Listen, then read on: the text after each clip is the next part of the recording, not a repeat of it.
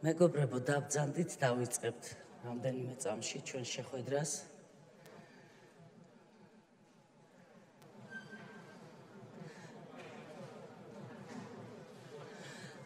მოგესალმებით დილამშვიდობისა. ფრაქცია საქართველოს პატრიოტები, სოციალ-დემოკრატები დღეს ხვდებით მთავრობის წარმოადგენელ შემადგენლობას. ჩვენ მოვისმინეთ მინისტრობის კანდიდატების გამოსვლები, მოусმინეთ პრემიერ-მინისტრობის კანდიდატს. რა თქმა უნდა, გვაქვს შეკითხვები პოლიტიკურ ჭრილში, ეკონომიკის ნაწილში, სოციალურ სფეროსთან დაკავშირებით. ყველა შეკითხვა დღეს დაისმება, მე რამდენჯერმე ამიხსნეს პარლამენტის აპარატის თანამშრომლებმა, როგორ მუშაობს მიკროფონი, თუმცა ისედაც კარგად ვიცი ჩემი სპეციალობიდან გამომდინარე, რომ მე შემიძლია მიკროფონის ჩართვა, მერე მიკროფონის ყველასთვის გამორთვა. ერთი რამე მინდა ვთქვა, ადამიანი, როდესაც ამ სავარძელს დაიკავებს, მიკროფონი არ უნდა გამოურთოს არასდროს არავის. ყველას უნდა მიეცეს აზრის გამოხატვის უფლება და მით უმეტეს, როდესაც ესეთ სავარძელში ზის სპიკერი, მან არ უნდა გამორთოს მიკროფონი. შესაბამისად, მინდა დასაწყისშივე გავაკეთო განმარტება, მიკროფონი არავის არ გამოერთვება. ყველამ უნდა ვისაუბროთ ღიად, საჯაროდ და საჯაროდ უნდა უთხრათ ერთმანეთს ჩვენი მთავარი სათქმელი. ჩვენ არასდროს არ დაგვიხევია უკან მთავრობის წევრებისთვის, პრემიერ-მინისტრობის კანდიდატებისთვის ღიად გვეთქვა, რას ვფიქრობთ ქვეყნის განვითარების სტრატეგიაზე, რას ვფიქრობთ საგარეო პოლიტიკის ნაწილში, საშინაო პოლიტიკასთან დაკავშირებით, ბევრ საკითხთან დაკავშირებით. შეიძლება ითქვას, აბსოლუტურად განსხვავებულია ჩვენი პოზიციები. არის საკითხები, სადაც ვართ თანამოაზრეები, მაგრამ უამრავი საკითხია, სადაც თქვენ და ჩვენ განსხვავებულად ვფიქრობთ. აი ესეთ რეჟიმში წარიმართება დღევანდელი შეხვედრა და მე მინდა დასაწყისშივე ეს შეხვედრა გავხსნათ ქვეყნისთვის უმნიშვნელოვანესი თემით. ეს არის ჩვენი ქვეყნის ტერიტორიული მთლიანობის საკითხი. ძალიან სამწუხაროა, რომ მე-9 მოწვევის პარლამენტში არც ერთი სხდომა არ დაუთმო ამ პარლამენტმა ტერიტორიული საკითხების განხილვას. არც ერთი სხდომა არ მიეძღვნა ამ თემას. არადა ხელისუფლება აცხადებს, რომ მისთვის პრიორიტეტია ტერიტორიული მთლიანობის აღდგენის საკითხი. მე მინდა სიტყვა გადავცე ჩვენი ფრაქციის წევრს, ჩვენი პარტიის ლიდერს ქალბატონ ადამარშანიას, რომელიც ზუსტად ამ თემასთან დაკავშირებით ისაუბრებს. გმადლობთ.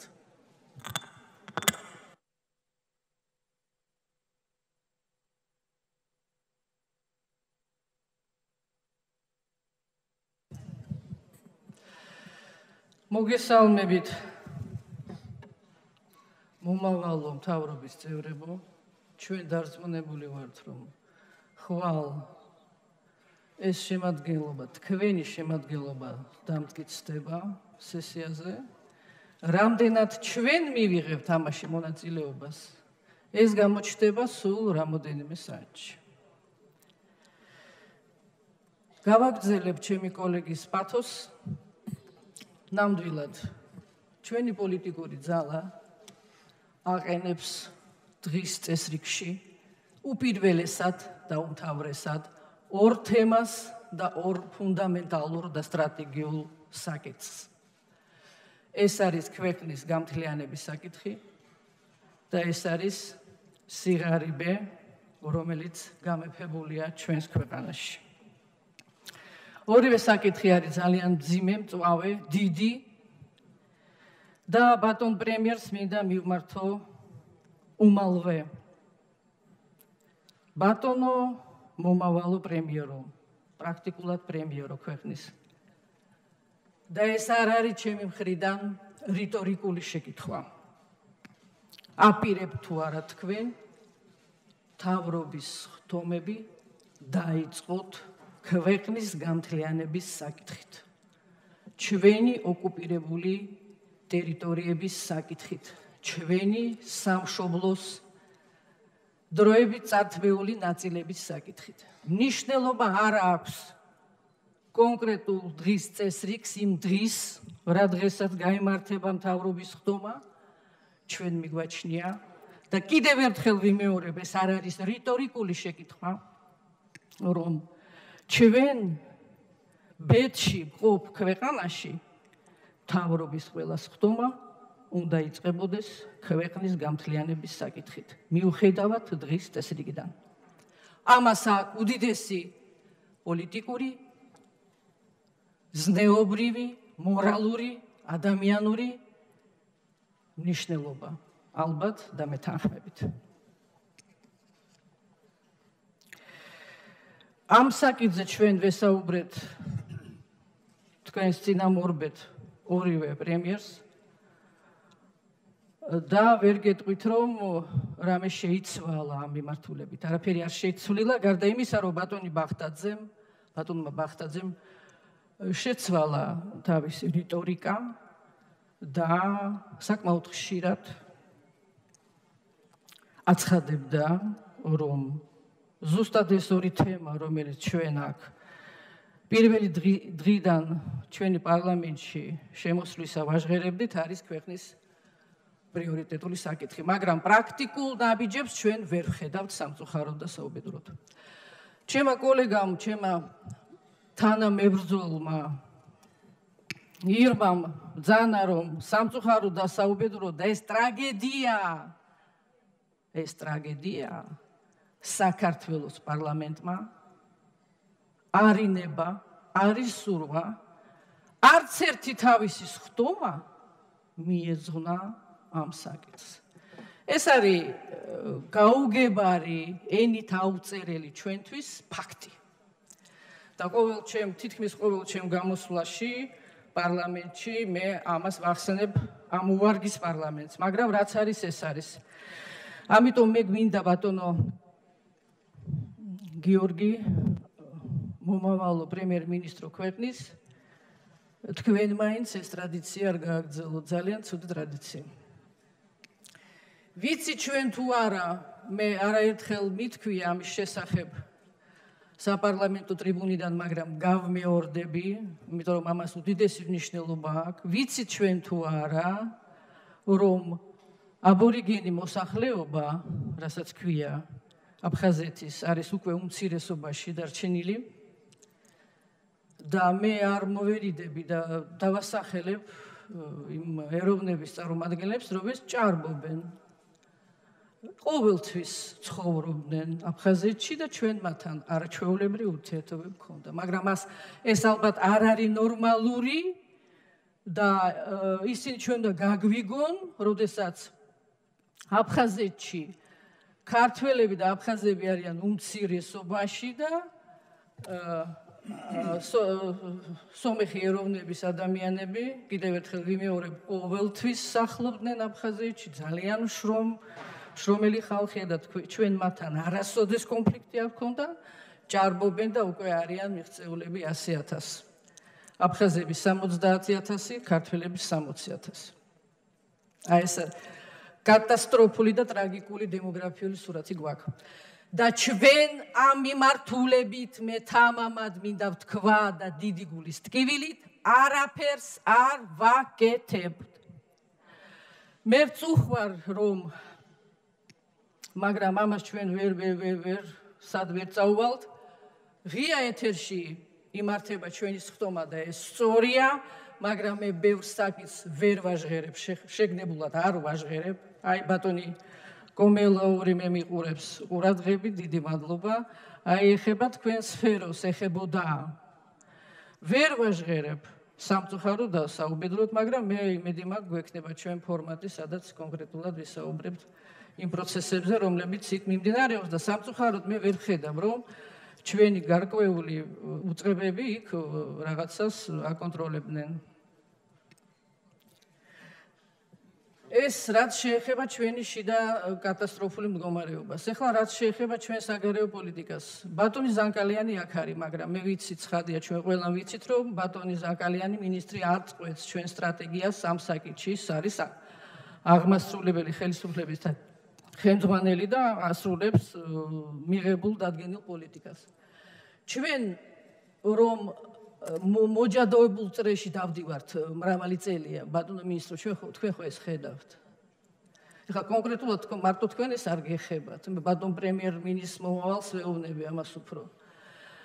კარგია ჟენევის და კარასინაბაშიძეს ფორმატი. ჩვენ ყოველთვის მხარს უჭერდით, ხაზგასმით ამ ფორმატებს, მათ თავის ფუნქცია გააჩნია და შინაარსი, მაგრამ ეს არ არის საკმარისი.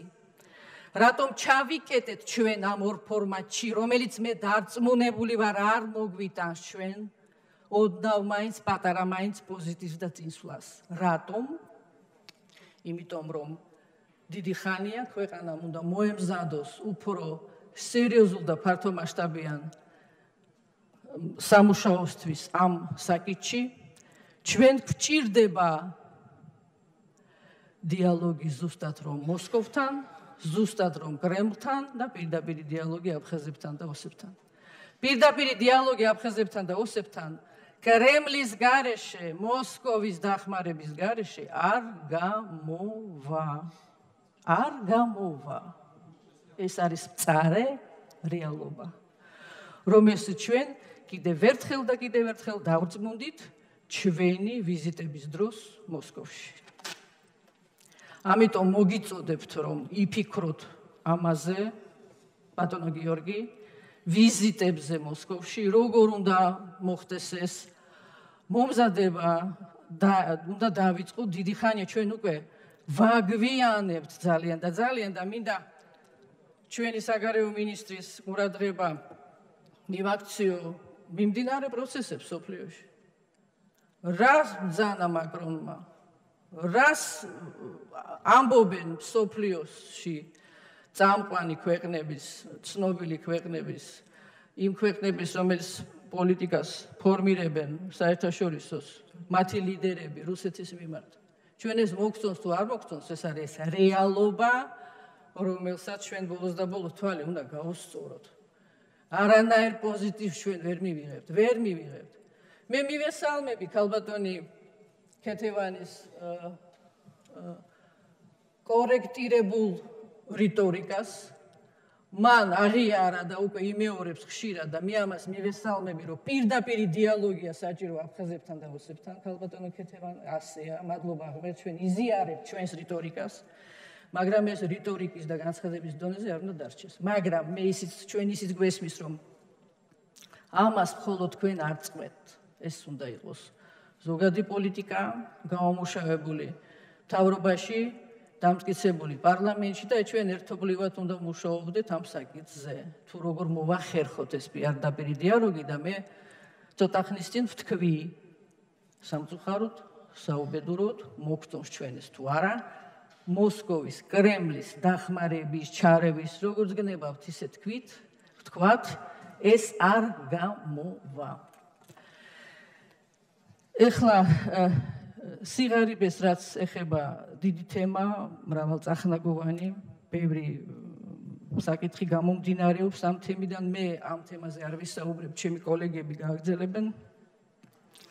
მე მაინც ეს საკითხი მაინტერესებს პირველ რიგში და თუ ჩვენი ქვეყანა არ გაიაზრებს იმას, რომ ჩვენი დილა, განსაკუთრებულად მთავრობის წევრების, პარლამენტის წევრების, უნდა იყოს იმის მოკითხვით, თუ რა ხდება ჩვენს ოკუპირებულ ტერიტორიებზე დღეს და რას ვაკეთებთ ჩვენ დღეს, რომ ოდნავ მაინც მივუახლოვდეთ იმ ჩვენს დაკარგულ მიწა-წყლის ნაწილებს, არაფერი არ გამოვა, ეს არის ჩვენი საშინაო დავალება და ეს მუშაობა, ეს მიდგომა, ეს განწყობა, ეს პათოსი, ეს თავდადება გნებავთ ჩვენზეა მხოლოდ დამოკიდებული.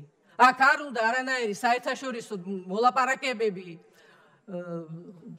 ხელშეკრულებები, კონფერენციები და დაუსრულებელი საუბრები ამ თემაზე. ეს ჩვენი გასაკეთებელი აქ შიგნით, საქართველოში, ქვეყანაში, სამშობლოში და ბოლოს ჩვენ გვჭირდება პარლამენტში სერიოზული საუბარი ამ თემაზე თქვენთან ერთად, რათა ამ საკითხი მაინც გავხადოთ ზეპარტიული და ამ საკითხში მაინც ჩვენ მოვილაპარაკოთ საკვანძო რაღაც საკითხებზე, ყველაფერში ჩვენ იდენტურად მოფიქრალი ადამიანები ვერ ვიქნებით. იმიტომ კი არა რომ მხოლოდ განსხვავებული ხალხი ვართ, არამედ თემა თვითონ ძალიან ძიმე, ძალიან რთული და გართულებულია და რთულდება ყოველ დღე და ჩვენ ყოველ დღე არაფერს არ ვაკეთებთ. არ ვაკეთებთ ჩვენ არაფერს და იმას, რასაც ვაკეთებთ, ეს კეთება ამას არ ქვია ამას კეთება.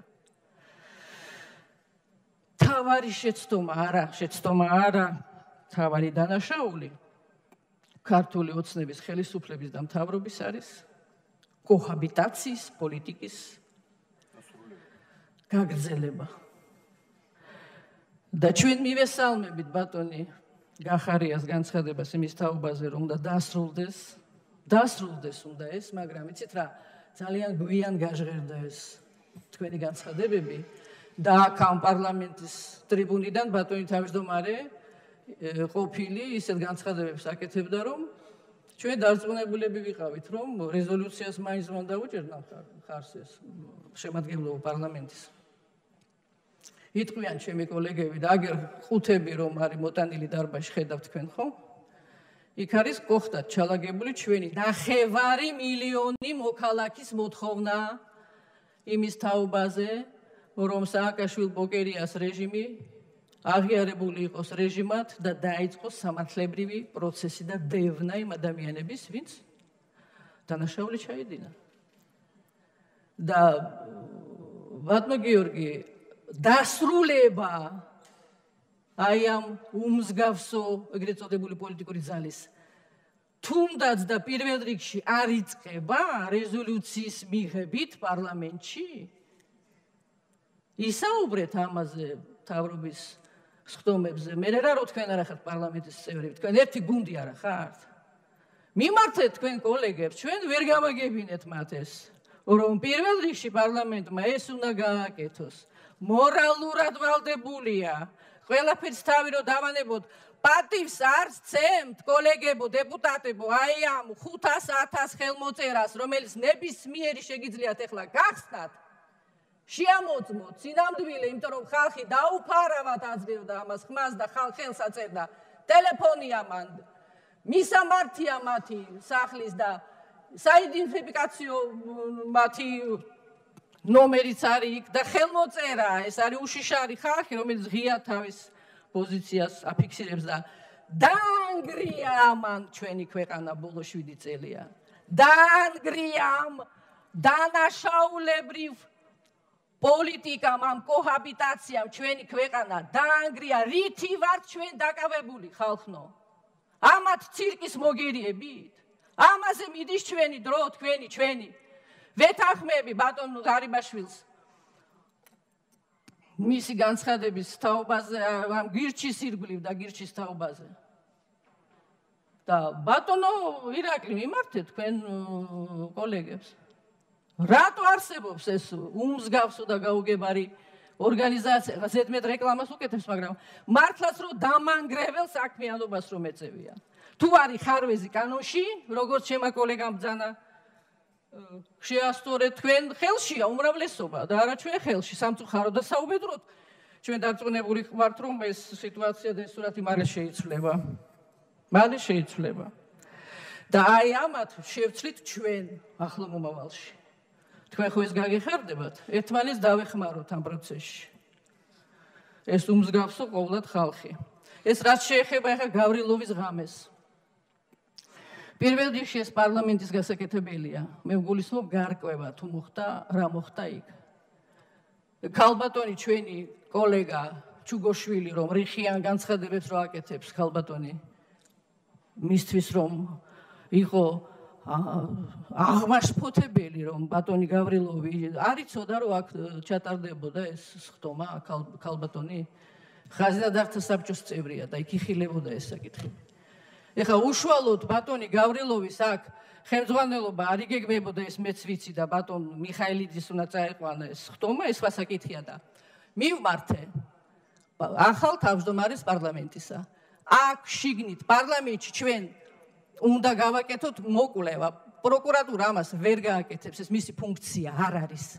აქ უნდა დავიწყოთ ჩვენ გარკვევა იმისა, თუ რა მოხდა იმ საღამოს და იმ ღამეს და იმ დღეს, ყოვლად უმსგავსობა, რომელმაც ჩვენი ქვეყანა დააზარალა ძალიან სერიოზულად და უკან გადაგვაგდო და ჩვენ მოგწონს ქალბატონი ნათია თურნავას განცხადებები, ვიზიარებდა მხარს უჭერს თმას, ძალიან ზუსტი განცხადებები, ძალიან ზუსტი ფორმულირებები სხვათა შორის.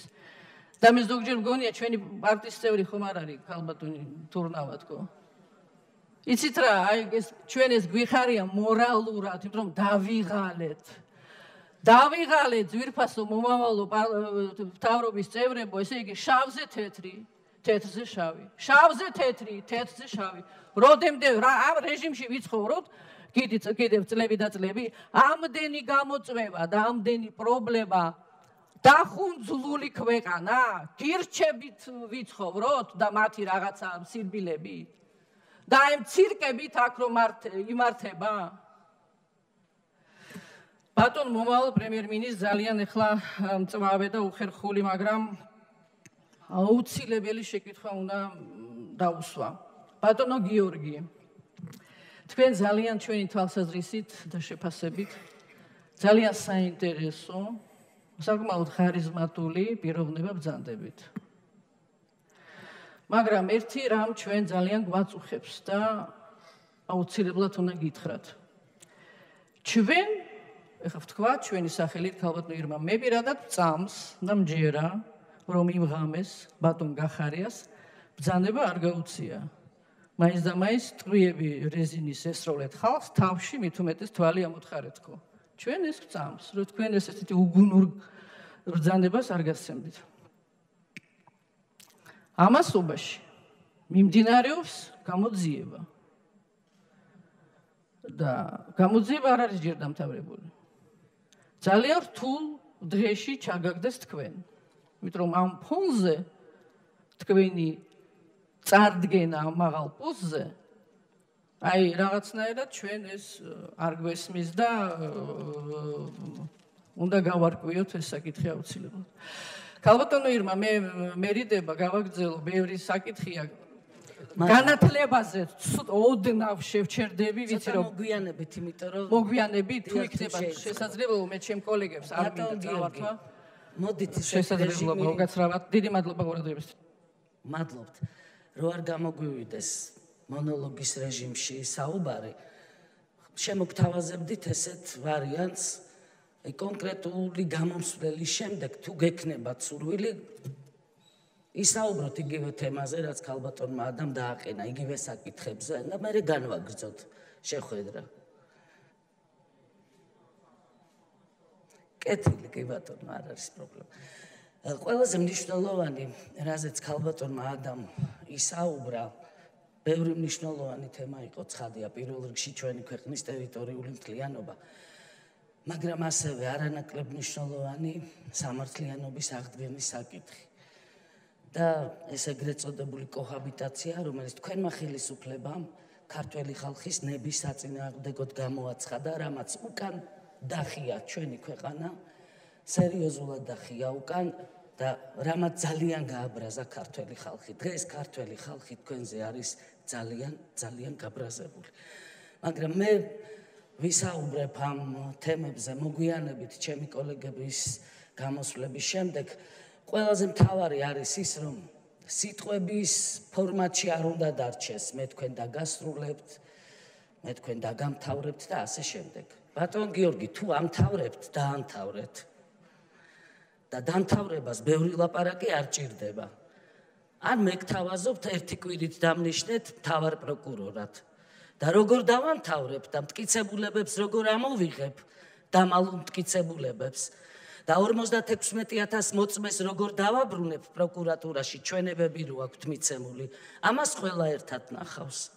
აი ეს არის ჩემი ღია საჯარო შემოთავაზება და მე ისევ დავბრუნდები პარტიაში გენერალურ მდივნად, არ არის პრობლემა. სამართლიანობის საკითხზე ვსაუბრობდი და ბატონ ემზარს მინდა გადავცე ხა სიტყვა, იმიტომ რომ მუდმივად ბატონი ემზარი სწორედ ამ თემებზე საუბრობს პარლამენტის სხდომებზე. მადლობთ. მადლობა, მოგესალმებით ყველას. ქალბატონმა ადამ ელაპარაკა ტერიტორიულ მთლიანობაზე და ალბათ ყველას მოგეხსენებათ და ყველამ კარგად ვიცით, რომ ამ მიმართულებით ტერიტორიული მთლიანობას ვიცავდი 15 წელიწადით ჩემ თანამებრძოლებთან ერთად და მესმის ეს საკითხი ძალიან კარგად. და რა მივიღეთ ჩვენ მე და ჩემმა თანამებრძოლებმა პასუხად სამშობლოს დაცვის. ესეც ყველამ კარგად ვიცით, არა? უბრალოდ არის ნება საჭირო ხელისუფლების და სურვილი იმისი, რომ ტერიტორიული მთლიანობა აღდგეს და საქართველოს საერთოდ ჩამოყალიბდეს ნორმალურ სახელმწიფოდ. ეხლა მინდა შევეხო ოპოზიციას. არსებობს, მე ვარ პატრიოტთა ალიანსის წარმომადგენელი, პარლამენტის წევრი და ვარ ოპოზიციაში. არსებობს ოპოზიციას ამოფარებული საქართველოს მტრები, რომლებთანაც თქვენ გუშინ გქონდათ შეხვედრა.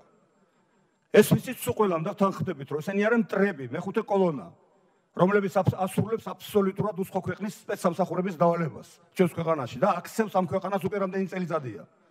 რატო ვერაფერს ვერ უშვრევით? ვინ მფარველობს მაგათ? იქნებ გავერთიანდეთ ეს ოპოზიცია ნამდვილი, რომელიც რო არ არის მტერი და ზურგში מחვილის ჩამრთმელი, არამედ გაკრიტიკებთ იქ, სადაც არ მიგვაჩნია სწორად მიდის მუშაობა, მაგრამ არ გვინდა თქვენი ზურგში מחვილის ჩარტყმა. გავერთიანდეთ მართლაც და ერთად გავაკეთოთ რაღაცა, რომ მართლა მოვიშოროთ ეს ჭირი. ეხლა სამართლიანობის აღდგენასთან დაკავშირებით, ბატონო გიორგი, კითხვა მაქვს ასეთი, რომ აპირებ თუ არა რამის შეცვლას. მართლაც გაუსაზრისი მდგომარეობაა 57,000 ქართველი. ხაზს უსვამ ქართველი, საქართველოს მოქალაქეს მარტო კი არა, ქართველი. იმიტომ რომ სწორედ რო გენოციდი, რომელიც სააკაშვილმა დაიწყო ქართველების გრძელდება დღესაც იმით, რომ სამართლიანობა არ აღდგა. არც ის ადამიანები დაისაჯნენ, ვინც რომ უსამართლოდ მოექცა საქართველოს მოქალაქეებს და კერძოდ ქართველებს, და არც ის ქონება უბრუნდებათ ხალხს, რომელიც წარწმეულია უკანონოდ. ქალბატონოთია, სისხლის სამართლის საქმის აღზრვა, რო იქნება საფუძველი ადამიანის ქონების წარწმევის, რამდენად სამართლიანი შეიძლება იყოს, არა? ბატონო გიორგი, ეს ძალიან მტკივნეული მხარია, რა თქმა უნდა, და ძალიან კარგი იქნება, რომ მაგას პირველივე დღიდან დაიწყებთ ამაზე ზრუნვას. ეხლა მინდა გავრილოვი გავიხსენო და ხელში მიკავია ბატონო ვახტანგ ბროშურა, სადაც არის პროტოკოლი გაწერილი 4 ენაზე. და მთელმა საქართველომ გაიკვირვა რატომღაც რომ გავრილოვი როგორ მოხდა აი ამ სკამში, სადაც ახლა ჩემი მეგობარი ზის და მიყავს ხდომა შეხვედრა. ვინ შეადგინა ეს პროტოკოლი და თქვენი სამსახურის როლი აი ამ პროტოკოლის შედგენაში? დაისაჯავინ მე? მოეკითხავინ მე? მიდის მოკვლევა საერთოდ? ხო ყველამ ვიცით რომ ეს იყო დივერსია ჩვენი ქვეყნის საწინააღმდეგოდ. და უყურებთ ვინ გამოიყენა ეს? გამოიყენა იმ ხალხმა, ვისთვისაც იყო ეს გაკეთებული და ვის გასაძლიერებლად. ეს იყო გაკეთებული იმისთვის, რომ დაემხეთ თქვენ ხელისუფლება. ანუ ბატონო ვახტანგ, მე თქვენ ძალიან დიდ პატივს გქცევთ პიროვნულად, მაგრამ ამ საქმეში თქვენ ისინი მიუშვით. იქამდე რომ შტორმზე გადავიდნენ უკვე. იქ დახვდათ გახარია და შეაჩერა. და გუშინ კითხვა მოვისმინე ერთი ასეთი. რატომ არ გაგვაფრთხილეთ? რა ტყუებს გესროდითო? თვითონ რა გაგაფრთხილათ შტორმზე რომ გადავდიოდნენ? გახსოვთ ალბათ ბატონო გიორგი, 2006 წელი განცხადება გავაკეთე კოდორის ხეობაში. ვიყავით სულ 5 კაცი. რომ არ შეიძლება აქ შემოსვლა და ჯარის შემოყვანა, იმიტომ რომ დაიკარგება ლეგიტიმაციას აძლევ რუსეთს რომ შემოვიდეს ხეობაში. გვაქვს 4 მხრივი შეთანხმება საერთაშორისო. ამის გულისთვის დავაბრალეს დამხობა, მცდელობა დამხობის ხელისუფლების შეიარაღებული უკანონოდ შეიარაღებული ფორმირებით, რომელიც თვითონ შექმნეს. ჯერ შეიარაღეს ბატალიონი მონადირე, შემდეგ გააუქმეს და იარაღი დაუტოვეს. მე შეუქმენი კაცო. ამხელა უსამართლობას უყურებს უყველა და ბატონო ვახტანგ, კიდევ ერთი გადმოვა თქვენთან. მე ფაქტიურად გამოვიქეცი რუსეთიდან. ანუ დეპორტაციის წამოვედი. დამეხმარნენ, რა თქმა უნდა, კეთილი ადამიანები და პირდაპირ შემიძლია სახელი დაგვარი ვთქვა. და შეიძლება ვიღაცამ კიდევაც იცის. ეს იყო ქალბატონი მასკალკოვა, რომელიც დაქალი იყო ჩემი მამიდაშვილის და იმან დამეხმარა, რომ გამოუქცეულ ვიყავი რუსეთიდან. რუსეთი არ მიშვებდა და თქვენ აქ არ მიღებდით. აი რა იყო მიზეზი? დღემდე არავინ არ იცის. დამსახურება ბატონი ირაკლის ღარიბაშვილის, რომ ჩემი ოჯახი, რომელიც ქუჩაში იყო დარჩენილი, შეასახლა ჩვენს ბინაში და ციხიდანაც სხვათა შორის ბატონი ირაკლის, რა თქმა უნდა, მოსახლეობის მხარდაჭერით ბატონი ირაკლის დამსახურება იყო, რომ დღეს აქვს ზივარ და არა ციხეში. რისთვის? სამშობლოს დასვისთვის. ამისთვის ძალიან დიდი მადლობა ბატონ ირაკლი ღარიბაშვილს. ეხლა კითხვები მაქვს ყველასთან აბსოლუტურად ცოტა, რა თქმა უნდა. და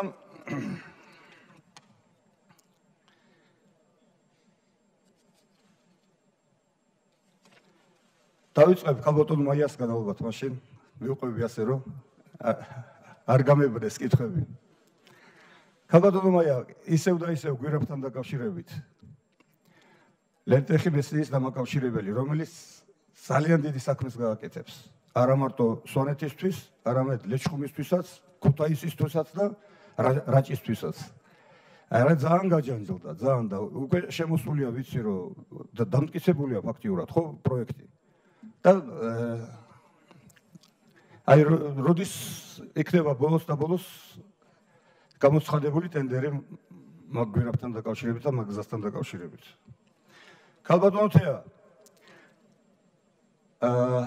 საქართველოს სამოქალაქო საპროცესო კოდექსის 426 მუხლის პირველი და მესამე ნაწილი, რომელიც მაგასთან დაკავშირებით, რომ პირველ და მესამე ნაწილის ცვლილების შეტანასთან დაკავშირებით მე შემოვედი ინიციატივით პარლამენტში. თქვენ მადლობას გადამიხადეთ, იმიტომ რომ დროის უქონლობის გამო თქვენ ვერ შემოხვედით ამ ინიციატივით და მე გავაკეთე ეს. დღემდე არ დაზრულვა საერთოდ. და მინდა რომ სხვებმაც იცოდნენ, რომ ეს მუხლი 1997 წელს აქვს მიღებული სწორედ სააკაშვილოს. ანუ წინასწარ ქონდათ გათვლილი ქართველების გენოციდთან დაკავშირებული, რა თქმა უნდა, ეს რეპრესიები.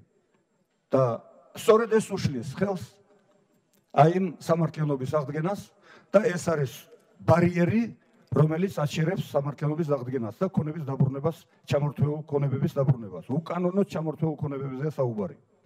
57,000 განცხადება დევს პროკურატურაშიც და სასამართლოშიც.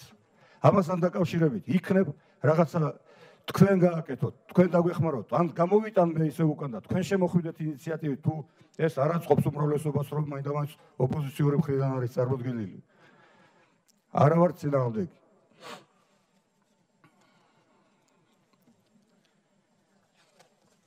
ბატონო ვახტანგ, ხა კითხვით გადმოვალ თქვენთან. როცა წამოვედი წერამ თქვი, როგორ წამოვედი მოსკოვიდან, არა? და იმ მოსკოვიდან ამენთო წითელი. და სხვათა შორის თქვენი სამსახურის მეშვეობით.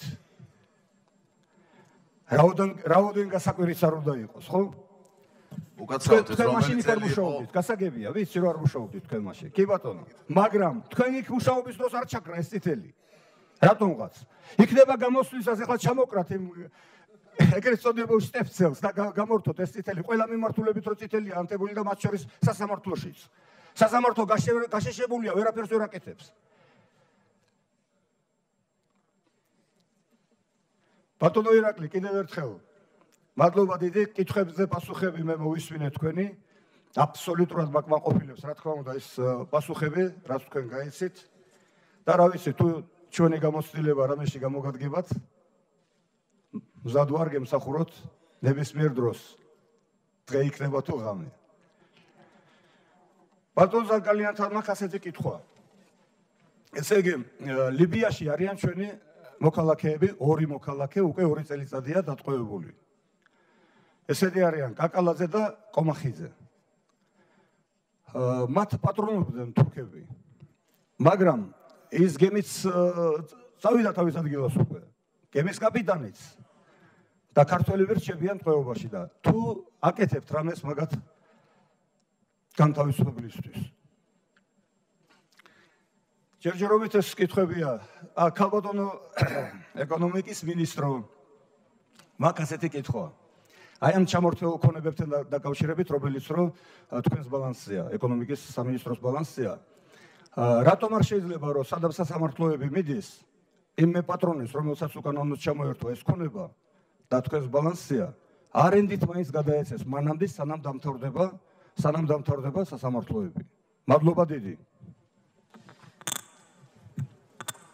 ბატონ ზაზამიქაძეს ვთხოვ. მოგესალმებით. ჩემი შეკითხვა მინდა დაუსვა ბატონ გიორგი გახარიას და ეხება თავისუფალ ინდუსტრიულ ზონების განვითარებას და არსებული ზონების არასახარბიელო მდგომარეობას. როგორც მოგეხსენებათ 2017 წელს ეკონომიკის სამინისტრომ ფოთის თავისუფალი ინდუსტრიული ზონის 75%-იანი წილი გადასცა ჩინურ კომპანიამ CFC-ს, რომელმაც აიღო ვალდებულება მოახდინოს 150 მილიონი დოლარის ინვესტიცია და პირველი 50 მილიონი დოლარის ინვესტიცია მან უნდა განახორციელოს 2020 წლამდე, ანუ ვალდებულების შესრულებამდე დარჩენილია სულ რამდენიმე თვე. ამავე დროს საქართველოს სახელმწიფომ დაიტოვა საკუთრებაში 10%-იანი წილი და შესაბამისად თქვენ გექნებათ ყველანაირი წვდობა არსებული ფინანსური ასევე საინვესტიციო მდგომარეობაზე.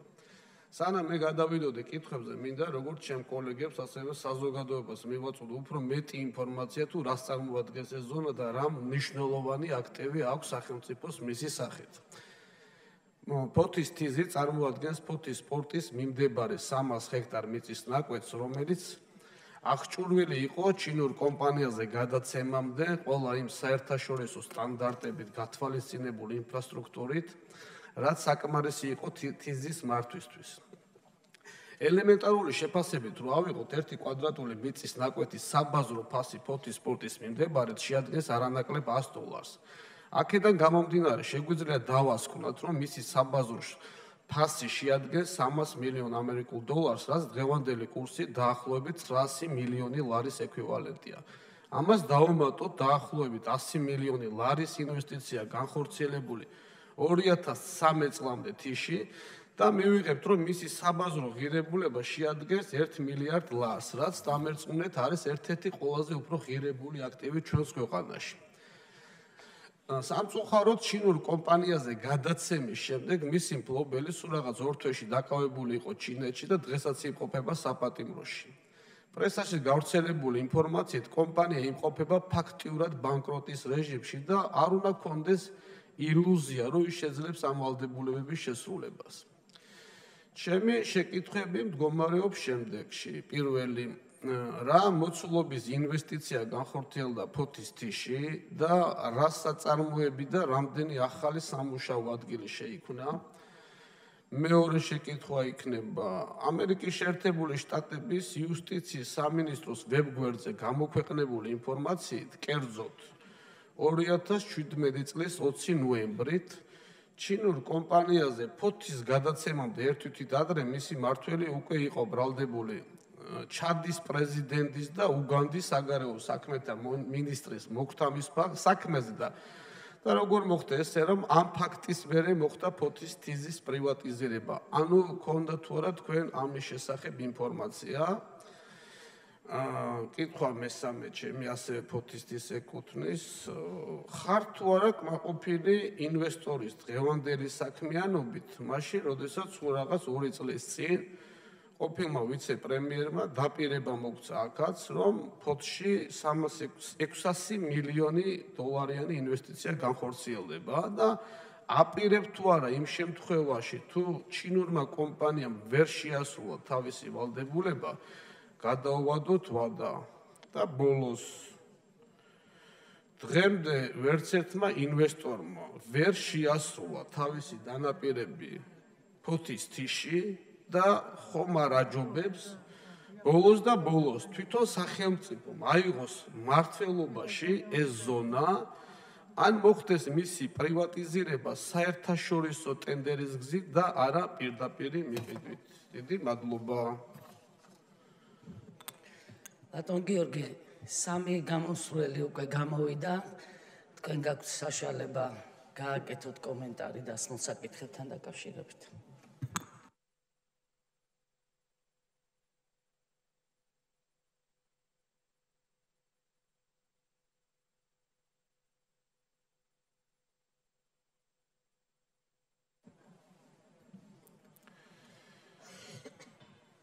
მოგესალმებით, პატრიოტთა თავმჯდომარე.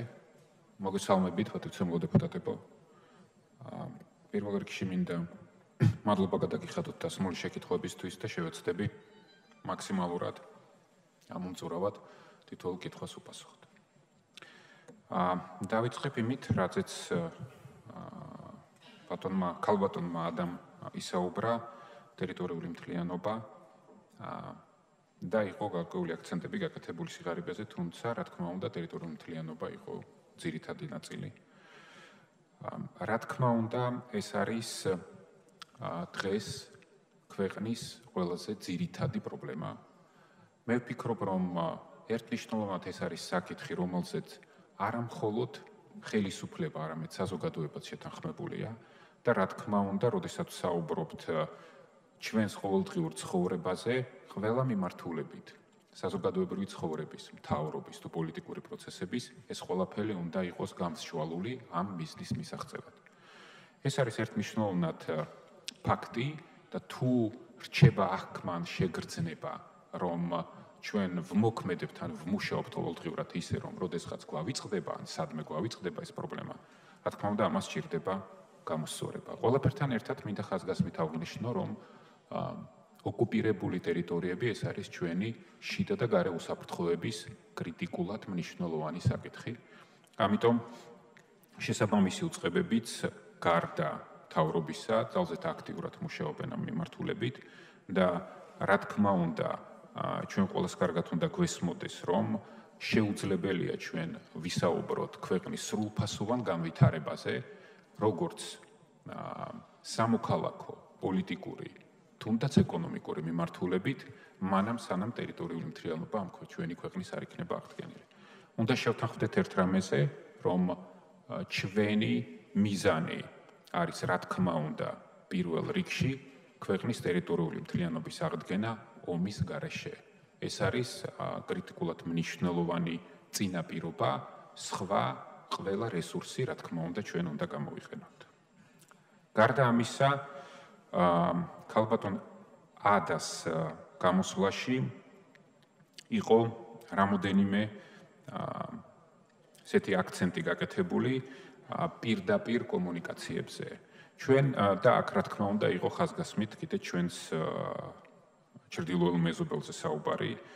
ჩვენ ერთი რამე უნდა გვესმოდეს, რომ დღეს ჩვენ გვაქვს ფორმატები და რუსეთის ფედერაციასთან ვსაუბრობთ და სანამ მაქსიმალურად არ ამოვწურავთ ყველა იმ შესაძლებლობას, რომელსაც დღეს არსებული ფორმატები ჟენევის იქნება, თუ აბაშიძე კარასინის ფორმატი, სხვა ახალ ფორმატებზე საუბარი ალბათ ჯერ ნაადრევია, პირველ რიგში უნდა ვიყოთ კონცენტრირებული იმაზე, რომ ამ ფორმატების შესაძლებლობები ამოვწუროთ მაქსიმალურად და გამოვიყენოთ მაქსიმალურად ეფექტურად.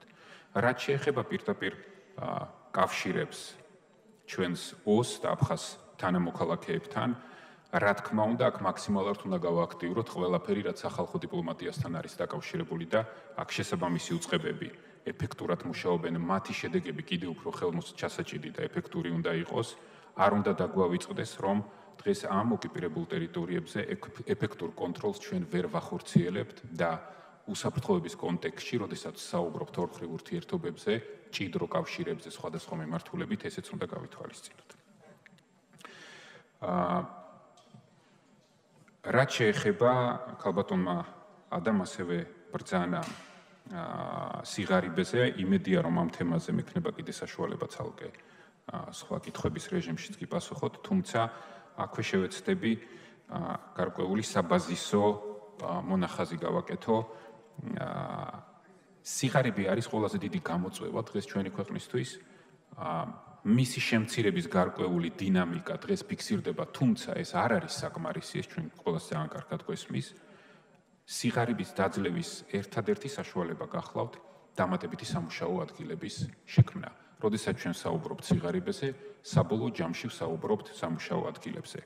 დღეს ჩვენს ქვეყანაში სამუშაო ადგილი უნდა შექმნას თავისუფალმა, ეფექტურმა და სოციალური პასუხისგებლობით აღჭურვილმა ბიზნესმა.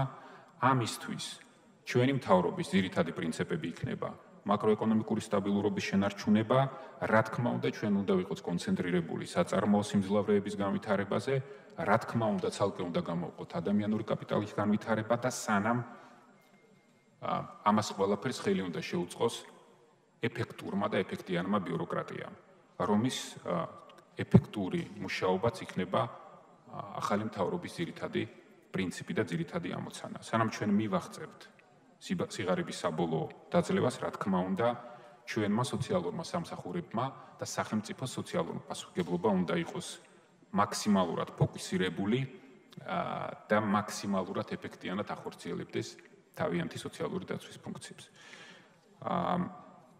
იყო რამოდენიმე სიტყვა ასევე ნათქვამი რეზინის ტყვიებზე და გავრილოვის ვიზიტზე. ჩვენ რა თქმა უნდა გვესმის ყველაფერი, რაც ამ დღესთან არის დაკავშირებული, თუმცა ერთმნიშვნელოვნად გვაქვს პოზიცია, რომ ეს შეიძლება იყო გავრილოვის დღე, თუმცა ეს იყო ერთმნიშვნელოვნად პარლამენტის შენობის შტურმის ღამე და ჩვენ ყველაფერს გავაკეთებთ იმისთვის, რომ ეს ტერმინი დავამკვიდროთ. რა თქმა უნდა, მესმის, რომ გასაგებია ვერავინ და არავინ არასოდეს იმ ღამეს განსაკუთრებით უკანონო არც ერთი ბრძანება არ გაცემულა. ამაზე ჩვენ ვაგებთ სრულად პასუხისმგებლობას და როდესაც ვიღებთ დამატებით პასუხისმგებლობას იმის სახით, რომ ზივართ დღეს აქ თქვენს წინაშე და პასუხებს ვცემთ თქვენს კითხვებზე, კიდევ ერთხელ ადასტურებს იმაში, რამდენად ვართ ჩვენ სიმართლეში დარწმუნებულები. ამას გამოძიებაც დაადასტურებს და დრო და პოლიტიკური შეფასებებით. მადლობა.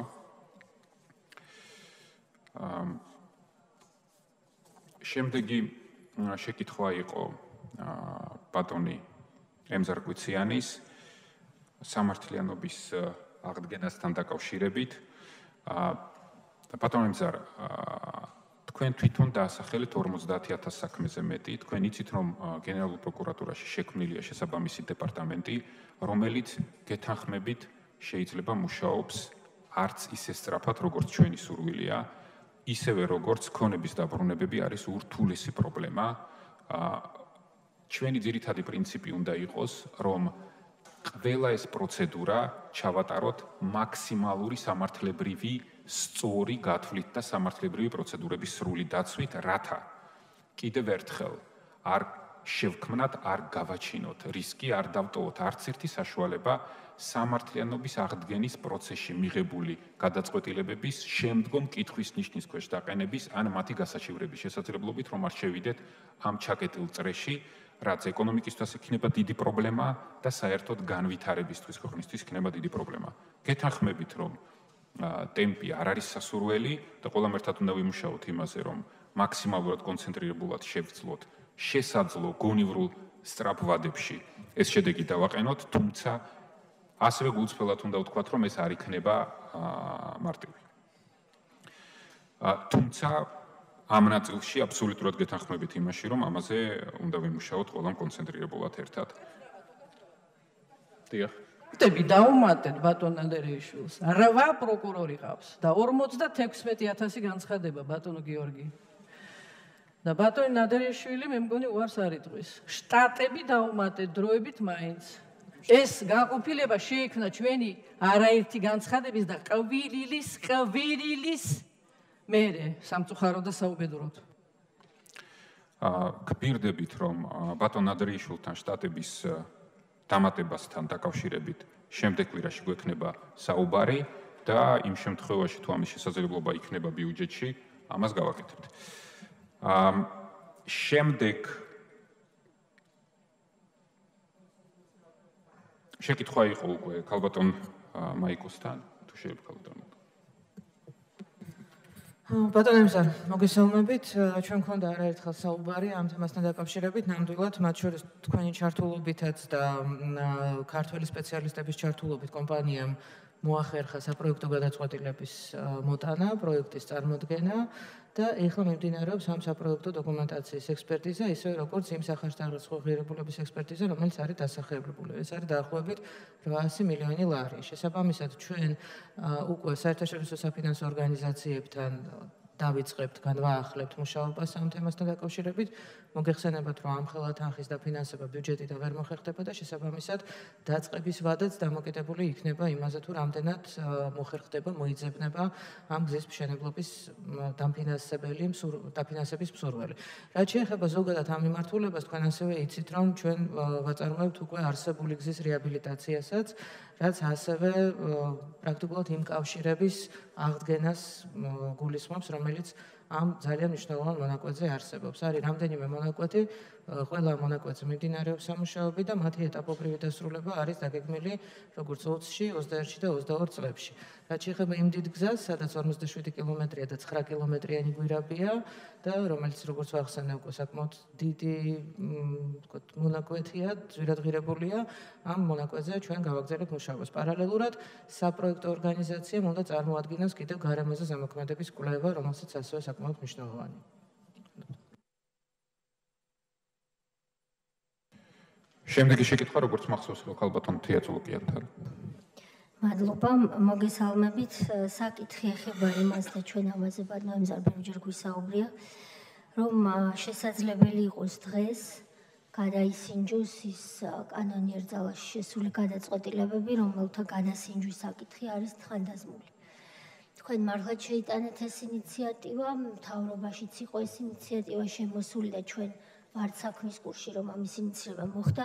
მე რა თქმა უნდა არ ვარ სათანადო მოპასუხე ამ შემთხვევაში თუ რატომ არ დაიძრა პარლამენტში ეს საკითხი, თუმცა რა კი ეს ასეა, ჩვენ შეგვიძლია დაუბრუნდეთ ძველ დისკუსიას იმასთან დაკავშირებით, თუ როგორ გავაკეთოთ ისე, რომ ეს საკითხი ერთხელ და სამუდამოდ მოგვარდეს. მადლობა. მადლობა ხალბატონ თეა, შემდეგი შეკითხვა ბატონ ვახტანგ გომელაურს. მოგესალმებით კიდევ ერთხელ. ანუ ეს თემა რაც იყო თქვენ წერილით მოგმართეთ და გავიარეთ და პასუხიც გაგეცით ღიად, ეხლა ვერ ვისაუბრებ ამ თემაზე, რა თქმა უნდა, ეძებდით თქვენ რაღაც საბუთებს, თქვენ პირად საბუთებს, რომელიც ჩვენთან არ აღმოჩნდა, სადაც შეხება არ გვაქვს მაგ თემასთან.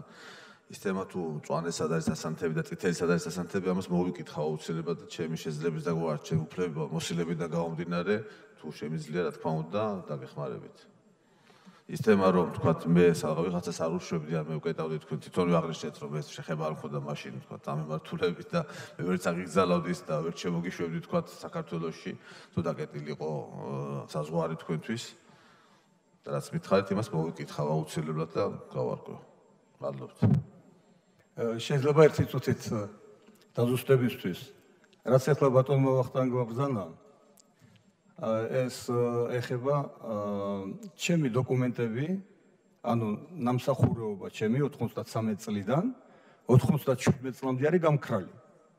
ანუ წაიღეს თავდაცვის სამინისტროდან კონტრდაზვერვამ და კონტრდაზვერვაში არ არსებობს. ანუ აუორთქლდა. არავინ არ უნდა გოს პასუხი ამაზე. ანუ მიზან დასახულად მიდიოდა გაქრობა აი ამ დოკუმენტების იმისთვის რომ მე არ მქონოდა ნამსახურება და ერთი წელი მიკეთებდნენ, ერთი წელი გავიდა ზუსტად, სანამ გამიკეთეს ნაუმრობა და ბილეთი მომწეს იმისი, რა ქვია, მოწყობა ვეტერანის. აი მასზე საუბარი.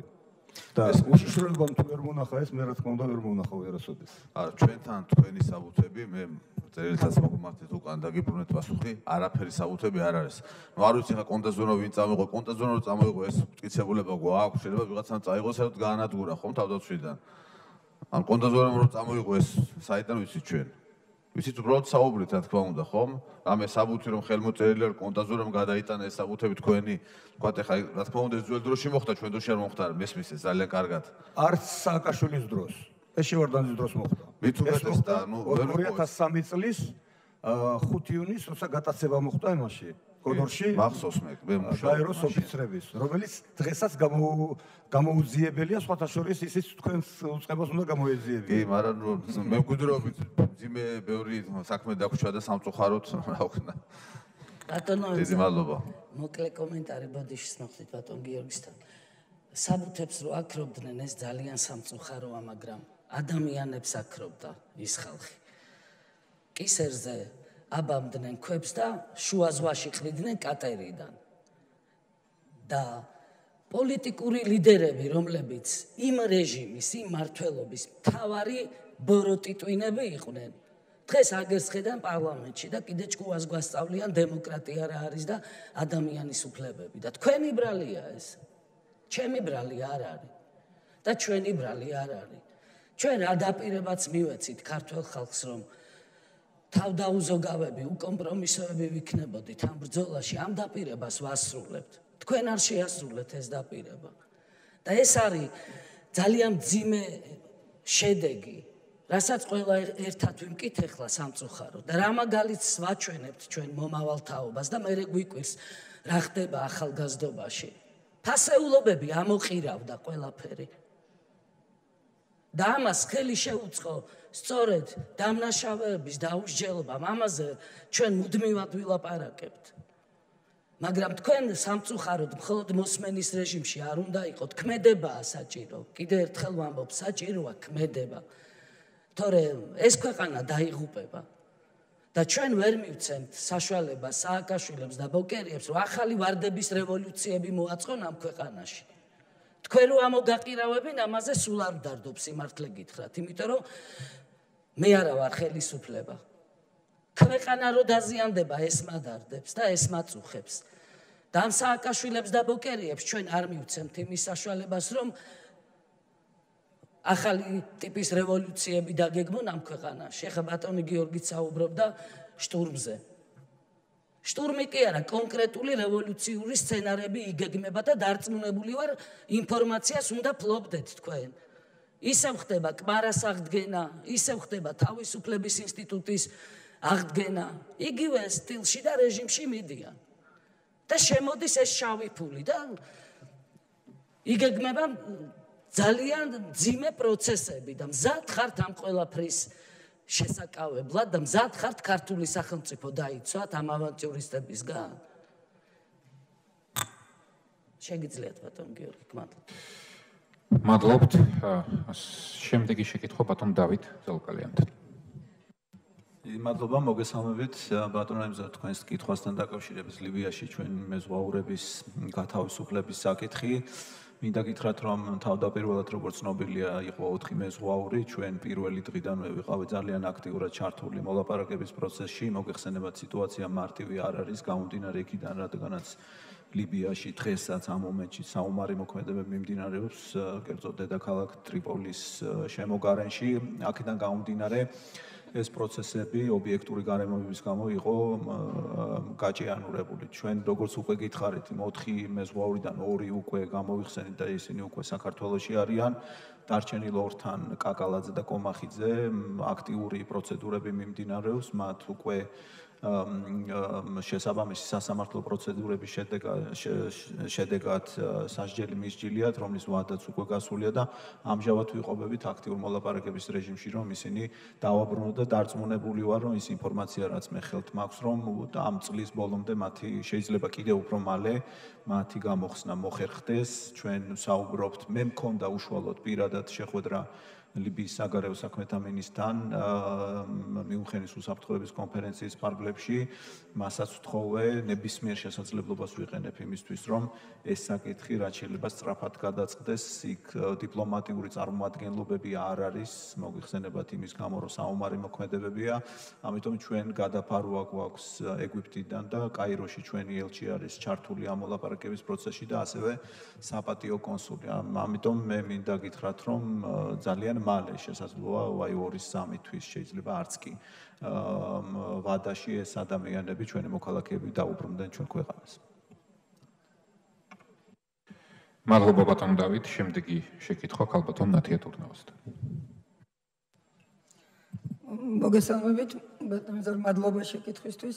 ზოგადად ძალიან არაერთგვაროვანი და ესეთი რთული პროცესია უკანონო ჩამორთმეული ქონების დაბრუნება. უბრალოდ მე მინდა განმარტო ცოტა ჩვენი მექანიზმი. მე დარწმუნებული ვარ, რომ თქვენ ციცით, რომ ჩვენ ქონების დაბრუნების დროს არ ველოდებით ხოლმე სასამართლო გადაწყვეტილებას. თუ კი არსებობს პროკურატურის შემაჯამებელი ოქმი, არის ესეთი 1054 განკარგულება მთავრობის და მთავრობის გადაწყვეტილებით ჩვენ ვახდენთ ამ ქონების გადაცემას.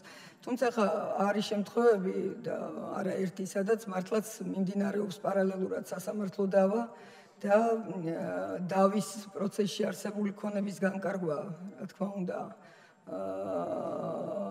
არათუ რთულია, არამედ არამიზანშეწონილია, იმიტომ რომ ასეთ დროს ეს თვითონ განკარგვის გადაწყვეტილებაც შეიძლება იქნას შეჩერებული, დადგის კითხვის ქვეშ და ეს არ იქნება სწორი.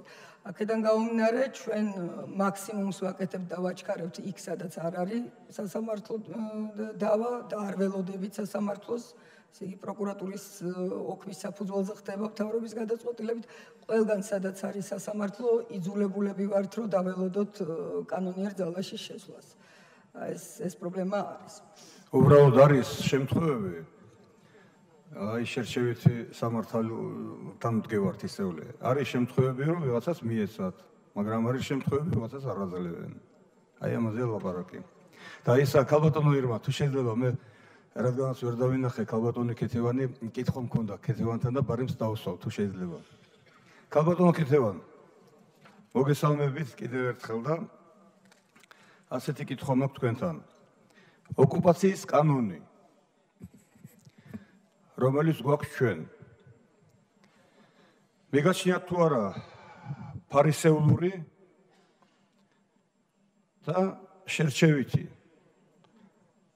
და ყველაზე მთავარი, რაც არის ქართველების და აფხაზების საწინააღმდეგოდ აი ეს კანონი. და კითხვა ასეთი კიდევ, თქვენ გუშინ ბრძანეთ პასუხებში ვისმენდი, რომ და ძალიან კარგია ეს, რომ სასწავლებლად მიდიან აფხაზები, ჩვენი გავლით, უცხოეთშიო, ასე სწორად გავიგე, ხო? არის უკვე ფაქტები ასეთი. და იმ შემთხვევაში, როდესაც რო და საერთოდ არ არსებობს აფხაზეთში მოსახლე, რომელიც სოჩაშიდან ადლერში არაა ნამყოფი. არც ის ახალგაზრდები, რომლებიც სწავლენ სასწავლებლად ჩვენი დახმარებით. აი იმ შემთხვევაში ეს ოკუპაციის კანონი რას აკეთებს? მეორე, უამრავი ადამიანი შემოდის, გინდა ტურისტი, არა ქართველი. თუნდაც სომხები ეროვნებით, რუსები და ეს ოკუპაციის კანონი არ მუშაობს საერთოდ. როგორც კი ქართველი, რომელიც რო არ არის ვიღაცისთვის მიზანშეწონილი, რომ შემოვიდეს საქართველოში, ეგრევე ემაზე სესილსამართლის საქმე აღიძვრება. უკვე 33000 მახსოვს, შარშანწინ იყო 33000 ადამიანი გასამართლებული, ყველა ქართველები. ამიტომ ხო არ ფიქრობთ, რომ ეს ოკუპაციის კანონი გადასახედია, რომ უფრო თავისუფალი იყო თქვენს მოქმედებაში და ჩვენს ქართველები ერთმანეთთან, აფხაზებთან უფრო ახლოს მისვლაში. მადლობა. მოგესალმებით, მადლობა ასევე შეკითხვისათვის. კანონი ოკუპაციის შესახებ მნიშვნელოვანია იმ მხრივ, რომ ადგენს სამართლებრივად იმ სავალალო მდგომარეობას, რომელშიც დღეს ჩვენ ვიმყოფებით ჩვენი ტერიტორიების 20%-ის ოკუპაციით.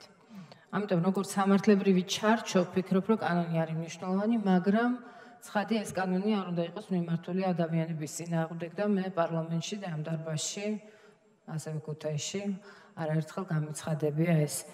ჩვენ შარშან სწორედ პარლამენტის მხარდაჭერით ბევრ კანონში და მათ შორის ოკუპირებული ტერიტორიების შესახებ კანონშიც მივიღეთ ცვლილებები და ვფიქრობ, რომ ძალიან მნიშვნელოვანი ცვლილებები მივიღეთ იმ ნაწილში, რომელიც ამარტივებს სწორედ ჩვენი თანამოქალაქეებისთვის, რომლებიც ცხოვრობენ ოკუპირებულ ტერიტორიაზე, ძალიან ბევრ სერვისს ეწვდომას და მათ მოქმედებას საერთოდ სახელმწიფოებრივ ქართულ სივრცეში, მათ შორის მათი იდენტობის დადგენის, სამოქალაქო ფაქტების დადგენის, მათთვის სტატუს ნეიტრალური იდენტიფიცირების შესაძლებლობების გაჩენით და ასევე საქართველოს მოქალაქის პასპორტის გაცემის გამარტივებით. იცით თქვენ, რომ ეს არის საკმაოდ ისეთი რთული პროცედურა იყო და ეხლა ძალიან გამარტივდა, შესაძლებელია ფაქტობრივად 10 დღიდან ერთ თვეში უფასოდ დაიდგინოს და მიიღოს საქართველოს ოკუპირებულ ტერიტორიებზე ლეგიტიმურად მაცხოვრებელმა პირმა მოქალაქეობა. მე მივხვდი თქვენ რა მუხსაც გულისხმობთ კონკრეტულად, ეს ეხებოდა გადაადგილებას და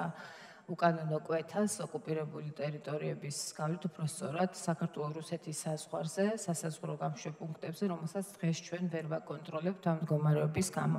პირველი თქვენ აფხაზის სტუდენტები ახსენეთ და ქართველები, კანონი არ ეხება, კანონის შემზღუდავი ნაწილი გადაადგილების მუხლში არ ეხება ადგილობრივ მოსახლეობას, ის გათვლილი არის უცხოელებზე და მოქალაქეობის არ მქონე პირებზე. ამიტომ ამ მუხლით უშუალოდ არც აფხაზები, არც ის სხვა ეროვნების წარმომადგენლები, რომლებიც ლეგიტიმურად ცხოვრობენ ოკუპირებულ ტერიტორიებზე, არ ზარალდებიან, მაგრამ მე არ გამიწვევია, რა თქმა უნდა, მთავრობის გადაწყვეტილებით, არც წინა შემთხვევაში ის ცვლილება, რომელიც როგორც მოადგილეს, გამომქონდა წლების წინ და სხვა შორის წარმატებით გაიარა პირველი მოსმენა და საკომიტეტო მოსმენები. როდესაც ვცდილობდით, რომ სისხლის სამართლებრივი პასუხისმგებლობა შეგვეცვალა პირველ ჯერზე უკანონო კვეთისთვის ადმინისტრაციული პასუხისმგებლობით, მათ შორის უცხოეთის მოქალაქეებისთვის, რომ პირები, რომლებმაც არ იციან ამ სამართლებრივი რეგულაციის შესახებ, არ გამხდარიყვნენ ბრმად ამის მსხვერპლი. ჩვენ შეგვიძლია ამაზე ვიმსჯელოთ, უშუალოდ ეს ცვლილება იქნება თუ არა მიზანშეწონილი, ვერ დაგეთანხმებით, რომ სტატისტიკა იმატებს, მე საკმაოდ აქტიურად ვადევნებ ამას თვალყურს და დაკავებების მაჩვენებელი არის ძალიან მნიშვნელოვანი. უბრალოდ საერთოდ სისხლის დაკავებებზე არც არის აქ საუბარი. მნიშვნელოვნად არის შემცირებული საქმეების რიცხვი სისხლის სამართლის პასუხისმგებლობის პირების მიმართ, რომელსაც უფიქსირდება უკანონო კვეთა. თუმცა ეს, რა თქმა უნდა, მუხლი რჩება, არ ვფიქრობ, რომ ეს მუხლი უნდა მოვარდეს, იმიტომ რომ თუ კი ვინმე გამიზნულად არღვევს კანონს და არღვევს არა პირველ, არამედ მეორე და რამდენიმე ჯერზე და ჯგუფურად, ცხადია, ამ შემთხვევაში ეს პასუხისმგებლობა უნდა დგებოდეს. თუ გექნებათ რამე სხვა წინადადებები, შეგვიძლია ალბათ ვიმსჯელოთ ზოგადად, როგორ გახდეს კანონი უფრო ჰუმანური და მხოლოდ იმსახუროს, როგორც სამართლებრივმა ჩარჩომ და არ შეუშალოს ხელი ჩვენს თანამოქალაქეებს, კონდეთ ცდომა დანარჩენ საქართველოს ტერიტორიაზე ან იმ სიკეთეებზე, რომელსაც ჩვენ ვქნით. მადლობა. ბატონო ირმა, დაზუსტებისთვის. ბატონ გიორგის უნდა მივცეთ. წამში.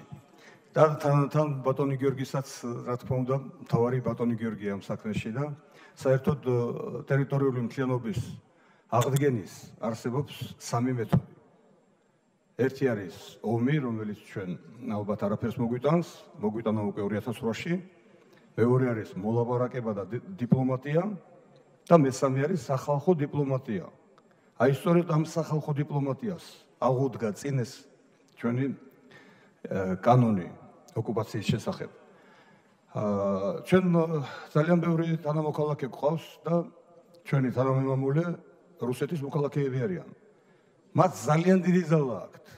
არიან ბიზნესმენები, აქვთ ფული, შეუძლიათ შევიდნენ, ილაპარაკონ აფხაზებთან, ახლოს მჭიდრო ურთიერთობა დაიკავონ. და აკეთებდნენ კიდევაც მაგას, სანამ ეს კანონი იქნებოდა მიღებული. ანუ სააკაშვილმა რამხელა დავალებები შეუსრულა ამ შემთხვევაში რუსებს. ჯერ პირველი ის რომ 2008-ში პროვოკაცია რომელიც იყო და ხშირად ისმება კითხვა. რუსეთი ოკუპანტია და ვინ დაიწყო ომი. და სვამენ ვინ კითხვას ამას? სწორედ ის ადამიანები, რომლებმაც რომ პროვოკაციას ჩაგვიწვიეს და თანამონაწილეები არიან ამ ოკუპაციის. და რატო აკეთებენ ამას? როგორც კი დაინახავენ, აი გავრილოვის თემა, როგორც კი დაინახეს, რომ გაძლიერდა რუსეთსა და საქართველოს შორის ურთიერთობა, რუსეთიდან ძალიან ბევრი შეიძლება ითქვას ინვესტიცია შემოვიდა ტურისტი. რამხელა ზარალი მოგვაყენა ამ გავრილოვის ჩამობრძანებამ ჩვენს ქვეყანას. პირობითად ვიზახით ჩამობრძანებას, რომელიც სწორედ რომ გავრილოვის და ჩემი საუბარი, რატო არ გასაჯაროუდა? როდესაც გავრილოვს უთხარი მე, რომ სწორედ მოსკოვიდან დაიგეგმა ეს ყველაფერი, გაუგნდა, ნუ თუ ვინმე მისის ეს ამის შესახებ საქართველოში. და რომ ერთი გუნდი ხართ თქვა, თქვენ და ეს ნაციონალები, რომლებიც ახლა თქვენს ადგილას დგანან თქვა. მაგრამ არავინ არ გაასაჯარო, იმიტომ რომ სიმართლე არავის არ უნდა. და ამიტომ არის უბრალოდ რომ სამი ვარიანტი არსებობს ტერიტორიების დაბრუნების. სამივე შეგოჭაკი და გადაკეტა სააკაშვილმა. რაღაცა ხო უნდა გავაკეთოთ ჩვენ რომ გავხსნათ რომელიმე გზა მადლობა. ბატონ ზაზას ჰქონდა შეკითხვა ფოთის თავისუფალ ინდუსტრიულ ზონასთან დაკავშირებით. ერთ მნიშვნელოვნად მინდა გითხრათ, რომ თავისუფალი ინდუსტრიული ზონები არის მნიშვნელოვანი ნაწილი ქვეყნის ეკონომიკის განვითარების, განსაკუთრებით თავისუფალი ვაჭრობის რეჟიმებთან, ასე ვთქვათ, სინქრონში მუშაობის. ფოთის ინდუსტრიული ზონის პრივატიზება, საინვესტიციო ხელშეკრულება უпроსტად მოხდა 17 წელს. ვალდებულების შესრულების მონიტორინგისთვის ეკონომიკის სამინისტროში არის სპეციალური სამმართველო თუ არ ვცდები ამ დეპარტამენტი და რა თქმა უნდა არსებობს ის კითხვის ნიშნები უпроსტად სამართლებრივი პრობლემები ერთ-ერთ ხელმძღვანელთან, თუმცა ისიც უნდა გავითვალისწინოთ, რომ ეს არის ჩინეთში ერთ-ერთი მსხვილი კომპანია, რომლის უკანაც გარანტულად დგას სახელმწიფო. გარდა ამისა, ჩვენ როგორც მახსოვს საინვესტიციო ხელშეკრულების პირობებით გვაქვს ამ კომპანიის CFCC-ის ინვესტიციების შესრულების გარანტია, საბანკო გარანტია, ასე რომ ქვეყნის და ჩვენი ეკონომიკის ინტერესების დაცვის ნაწილში საკმაოდ მყარად ვართ.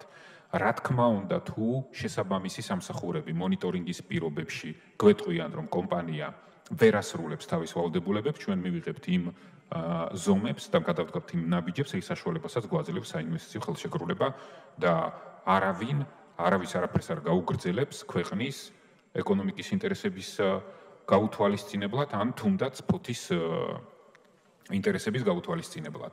მე ვგულისხმობ ქალაქს პირველ რიგში.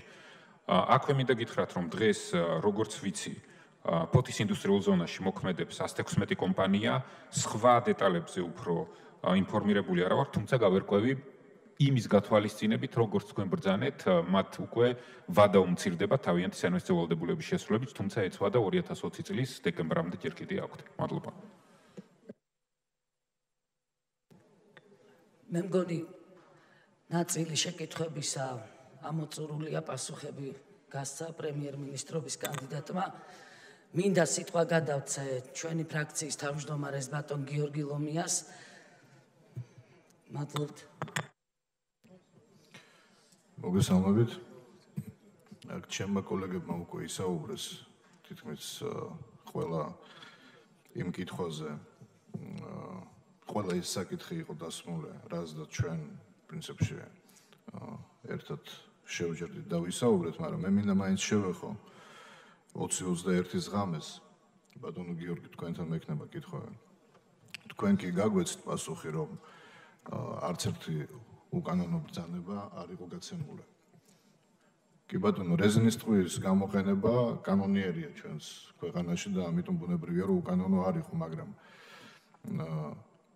მე სხვა რამეზე მინდა გავამახვილო ყურადღება. მან თვითონ პოლიცია, ზოგიერთი პოლიციელი დამიზნულად ისროდა და ახლა თქვენ ამ ბრძანებას არ გასცემდით, მე ამაში პრინციპში ღრმად ვარ დარწმუნებული, რომ ვინმესთვის თვალში ესროლა პოლიციელს. ჩვენ პოლიტიკურ დივერსიასთან ხო არა გვაქვს საქმე, ხო არ არიან ის ადამიანები დარჩენილი სისტემაში, რომლებიც დღესაც ერთგულად ემსახურებიან ნაცმოძრაობას და მათ ლიდერებს, როგორც არის სააკაშვილი, ბოკერია და ასე შემდეგ. და მე არ იმ რატომ გეუბნებით, რომ არაერთხელ მსმენია პოლიციელების მხრიდანაც, რომლებიც ძალიან ესე ვთქვათ, კარგად იხსენებდნენ იმ პერიოდს, როდესაც მსახურობდნენ პოლიციაში და მათი შინაგან საქმეთა მინისტრი იყო ვანო მერაბიშვილი მაგალითად. კარგად იხსენებენ იმ პერიოდს და ძალიან ცუდად საუბრობენ დღევანდელ პერიოდზე. აქედან გამომდინარე რჩება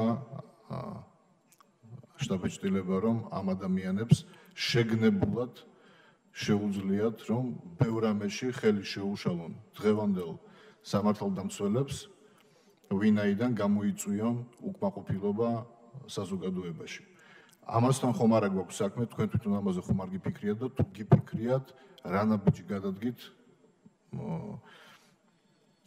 მიმდინარეობს თუ არა გამოძიება, შემთხვევით მოხვდა თვალში ეს ტყვია თუ ესე იგი ადამიანმა ამ პოლიციელმა მიზანმიმართულად ესროლა. ეხლა ისევ ამ ტყვიებს დაუბრუნდები.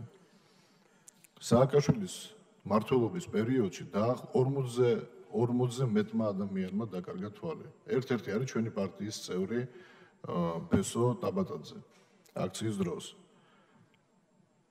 მე არ მინახავს ეს ხალხი გარეთ გამოსული, ხელი თვალზე აფარებული და პროტესტის ნიშნად რაღაც აქცია რომ მოეწყოთ. ძალიან ცუდად მუშაობს თქვენი მთავრობა PR-ის კუთხით პირდაპირ გეუბნებით. ძალიან ცუდად.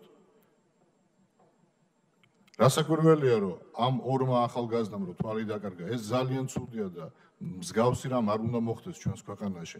ამიტომაც ჩვენ გამოვდივართ ინიციატივით, რომ საერთოდ აიგრძალოს რეზინის ტყვიები. საკმარისია წყლით დაშლა და ხუთავი აირით. მაგრამ ეს ცალკე თემაა ჩვენ ამასთან დაკავშირებით კანონ პროექტს შემოვიტანთ. მაგრამ ძალიან ცუდად მუშაობთ თქვენ PR-ის თვალსაზრისით და ეს აისახება მთლიანად ქვეყანაზე. ქალბატონმა ირმამ კითხვა, რომ ჩვენ თქვენზე კი არ ვზრუნავთ. ზოგადად თქვენ რო ცუდად მუშაობს, გამოდის რომ იმ პერიოდში უფრო კარგი ცხოვრება იყო საქართველოში და ადამიანები ახლა ნატრულობენ, ზოგიერთი საზოგადოების წევრი ნატრულობს იმ პერიოდს. თუმცა გაცილებით, ბუნებრივია რომ გაცილებით უარეს დღეში ბიზნესმენებიც იყვნენ. ჩვეულებრივი მოქალაქეების და გადაჭედილი ციხეები გვახსოვს ჩვენ და პროკურატურა, რომელმაც მილიარდამდე გაზარდა საკუთარი ბიუჯეტი საპროცესო გარიგებებით. და დღეს ჩვენ გვესმის სააკაშვილის განცხადებები უცხოეთიდან, რომ თურმე ციხეები უნდა დაიშალოს, უნდა დავანგრიოთ საქართველოს ციხეები და ჩემი აშენებულია ის ციხეები, კი მაგრამ ეხლა ის რომ გამოდის და ამბობს რომ უნდა დავანგრიოთ, მისი აშენებული არ არის და კიდე შენდებოდა ციხეები. მაგრამ არანაირი PR-ის თვალსაზრისით გადადგმული ნაბიჯი მე ვერ დავინახე თქვენი ხელისუფლების მხრიდან, რომ ხალხმა გაიგოს სწორად რომ ეს ჩვეულებრივი მორიგი ტყუილი ნაცმოძრაობის მხრიდან ოღონდაც რამენაირად ჩაიგდონ ძალაუფლება ხელში. ეხლა რაც შეეხება რევოლუციურ სცენარს. თქვენ 2014 წლიდან ფლობდით ინფორმაციას და გამოაქვეყნეთ კიდევაც არაერთხელ ჩანაწერი, სადაც თუნდაც გვარამია, ბოკერია, სააკაშვილი ერთმანეთს ესაუბრებოდნენ და განიხილავდნენ თუ როგორ უნდა გადააგდონ ხელისუფლება და როგორ უნდა მოვიდნენ ხელისუფლებაში და ასე შემდეგ. სააკაშვილის პერიოდში ამისთვის კი არა, უბრალოდ სადმე თუ ამბობდი რომ კარგი იქნებოდა რომ შეცვლილიყო ხელისუფლება, ამისთვის იჭერდნენ და თქვენ ჩანაწერი გქონდათ. ეს ფაქტიურად მოწოდება იყო ამბოხებისკენ. რატომ არ იყო მაშინ დაკავებული არც ერთი მათგანი? რატომ არ ახიზრა მაშინ სისხლის სამართლის საქმე? რატომ გაუშვით დრო ხელიდან? დღეს ჩვენ გვესმის რომ თურმე რუსთავი 2-ის, ანუ სტრასბურგის გადაწყვეტილების საფუძველზე რუსთავი 2 დაუბრუნდა მის კანონიერ მფლობელს. და დღეს ჩვენ გვესმის თურმე ეს არის არადემოკრატიული. ეს არის არასწორი და ხელისუფლებამ ფაქტიურად ძალით წაართვა რუსთავი 2 კანონიერ მფლობელებს ვითომ. და ის რომ იმედში შევარდა სპეცრაზმი, ის რომ თავის დროზე იბერია წაართვეს, უამრავი ფაქტი გვაქვს ჩვენ მართლა კანონდარღვევის და არა უბრალო კანონდარღვევის, ანუ უხეში კანონდარღვევის იმ პერიოდში, ისიც დღეს უბრალოდ ხანდახან სადღაცას რო ახსენებენ, ხალხს ეგრევე ავიწყდება, რატო? არასწორი PR-ი, არასწორი კი არა, საერთოდ არ მიმდინარეობს PR-ი ხელისუფლების მხრიდან. არა ეს თქვენი პირდაპირი მოვალეობაა, რათა ხალხს გააგებინოთ, სად არის სიმართლე და სად არის ტყუილი. და როდესაც თქვენ არ მოქმედებთ, საზოგადოებას გონიათ, რომ მართლა სუსტები ხართ, საზოგადოებას გონია, რომ ან მართლა მტყვანები ხართ და აქედან გამომდინარე, სუსტი და მტყვანი ხელისუფლება არავის არ უნდა. ბატონმა ირაკლი ღარიბაშვილმა ჯერ კიდე როდესაც მინისტრი იყო, შინაგან საქმეთა მინისტრი როცა იყო, როდესაც პრემიერ-მინისტრი იყო, მე არაერთხელ მსმენია ბატონო ირაკლი თქვენი მხრიდან ძალიან სიამოვნებდა და მიხაროდა, რომ ნაცმოძრაობა ეს არის ორგანიზაცია, რომელიც უნდა დაიხუროს, მტრულად განწყობილი ორგანიზაცია ქვეყნის მიმართ და ასე შემდეგ. მე ძალიან მომწონდა თქვენი გამოსვლები. მართალი ბრძანდებით. მაგრამ მე ვერ დავინახე იმ პერიოდში, მე უკვე შემდგომ ბატონო ირაკლი, რაღაც ქმედითი ნაბიჯი, რომ ამ ორგანიზაციამ შეწყვიტოს პოლიტიკური აქტივობა. პირიქით, სხვადასხვა თქვენი ხელისუფლების სხვადასხვა წევრის მხრიდან მხარდაჭერაც კი ქონდა ამ ორგანიზაციებს. მე პირდაპირ შემიძლია დავასახელო მაგალითად ყოფილი პრემიერი კვირიკაშვილი და ბევრი სხვა.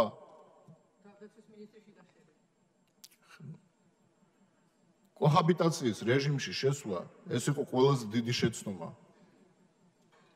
საქართველოს გავიგეთ უკვე რომ ეს ყველაზე დიდი შეცდომა იყო. როდის აპირებთ ამ შეცდომის გამოსწორებას? თქვენი ხელისუფლების მოღვაწეობის პერიოდის განმავლობაში ფაქტურად თქვენ გააძლიერეთ და გაათმაგეთ იმ ორგანიზაციის ავტორიტეტი, რომელიც პოლიტიკურად მკვდარი იყო 2013 წელს. და მე დარწმუნებული ვარ, რომ ტელევიზიაც არაერთხელ მისაუბრია. თქვენი იდეოლოგია არის სუსხვა, მაგრამ სუსხვანაირად გიწევთ მოქმედება, იმიტომ რომ არსებობს რაღაცა გუნდური მოთხოვნა, არსებობს რაღაც ვალდებულებები, რომელსაც თქვენ გვერდს ვერ უვლით. და ეს არის ძალიან ცუდი, იმიტომ რომ როდესაც მე ვირჩევ მინისტრს, მე უნდა ვიყო დარწმუნებული, რომ ის არის პროფესიონალი და ამ შემთხვევაში მაგალითად მე პროფესიონალიზმში ეჭვი არ შემაქვს, მაგრამ რამდენად თავისუფალი იქნებით თქვენს მოქმედებებში, თქვენს გადაწყვეტილებებში. აი ეს მაეჭვებს ცოტა, იმიტომ რომ მე დარწმუნებული ვარ იმაში, რომ თქვენც ასევე როგორც ჩვენ გინდათ დაასრულოთ როგორც პოლიტიკური ორგანიზაცია, ისეთი ორგანიზაციები როგორც არის ნაცმოძრაობა, ევრონაცი, გირჩი, ეს არის ორგანიზაცია კი არა, სექტა, მე გეთანხმებით ასევე. მაგრამ რა გაკეთდა ამისთვის? საკონსტიტუციო სასამართლომ ავტორიტეტი აუწია გირჩს იმით, რომ მისი ესე ვთქვათ, მოთხოვნა დააკმაყოფილა. საკონსტიტუციო სასამართლომ დააკმაყოფილა მისი მოთხოვნა კონსტიტუციაზე დაკნობით. ამ დროს საკონსტიტუციო უმრავლესობა პარლამენტში ზის.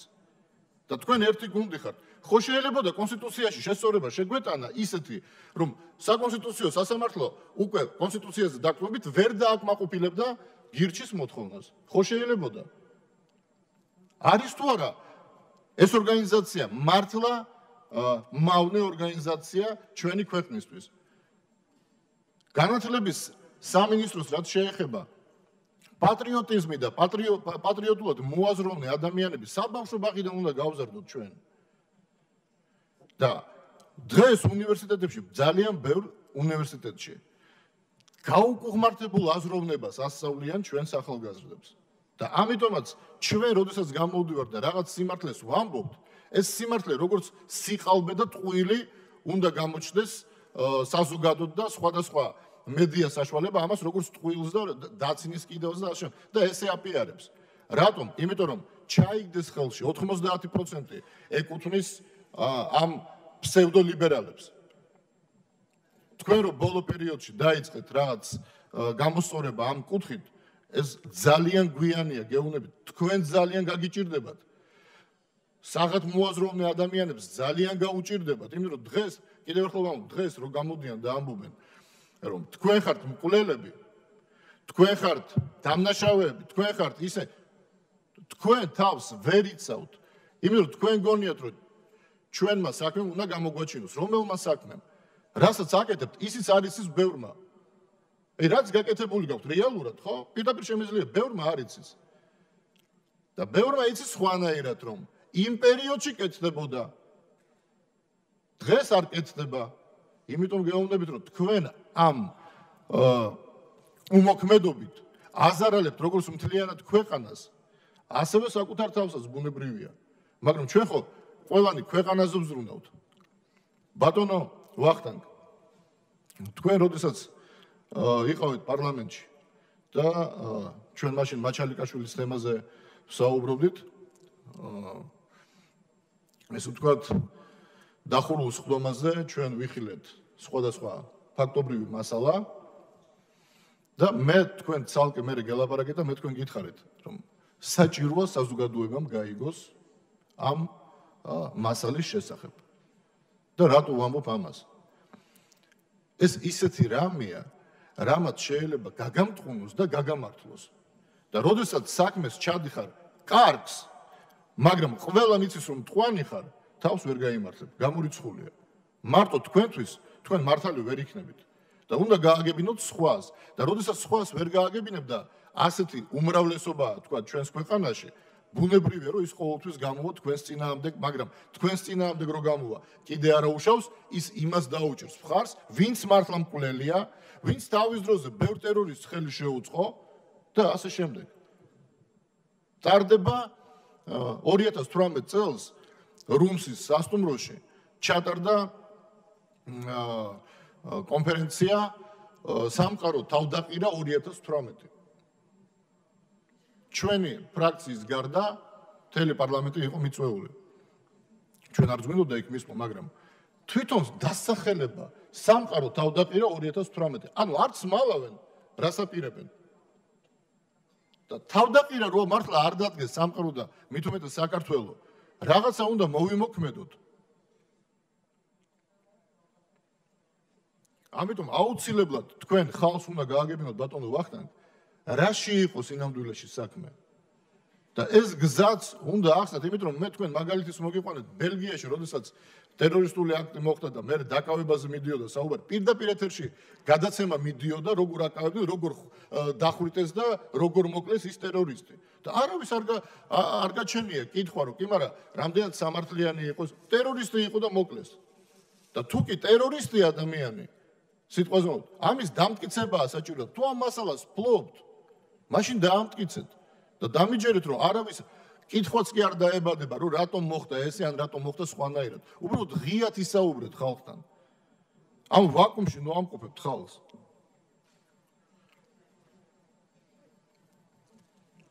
ეხლა ბატონო გიორგი, თქვენ უკვე როგორც მომავალი მთავრობის მეთაურს ისე მინდა გითხოთ.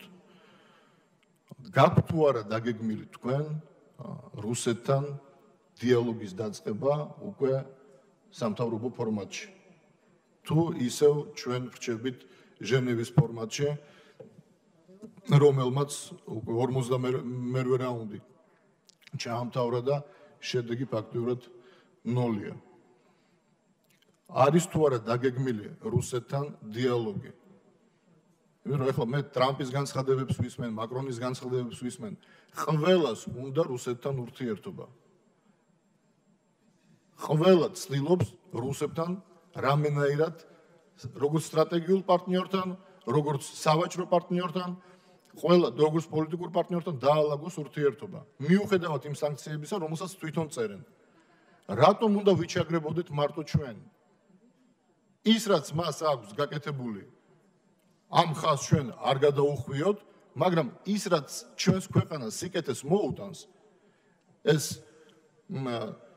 უსაფრთხოების თვალსაზრისით იქნება თუ ეკონომიკური თვალსაზრისით იქნება, ამ კუთხით ნაბიჯები უნდა გადავდგეთ, რომ ჩვენი ამოცანა, უბრალოდ ჩვენი როგორც მოქალაქეების, მაგრამ თქვენი როგორც ხელისუფლების ამოცანა პირველ რიგში არის საკუთარი ქვეყნის ინტერესებიდან გამომდინარე მოქმედებდეთ. და თუ ჩვენ შეგვიძლია გავაძლიეროთ ოდნავ ეკონომიკა, თუ ჩვენ შეგვიძლია შევუმსუბუქოთ გლეხს თუ სხვა მოქალაქეს, ქალაქში იქნება ის თუ სოფელში არ აქვს მნიშვნელობა, შევუმსუბუქოთ ცხოვრება იმით, რომ ის გაიტანს პროდუქციას ან გავასამუშაოთ რუსეთში. რატომ არ უნდა შევუმსუბუქოთ? მუდმივად რატომ უნდა ჩნდებოდეს კითხვა, რომ ვის სამსახურში ხართ, ხალხის სამსახურში ხართ თუ რომელიმე პოლიტიკური ძალების, რომლებიც მართავენ საქართველოს უცხოეთიდან.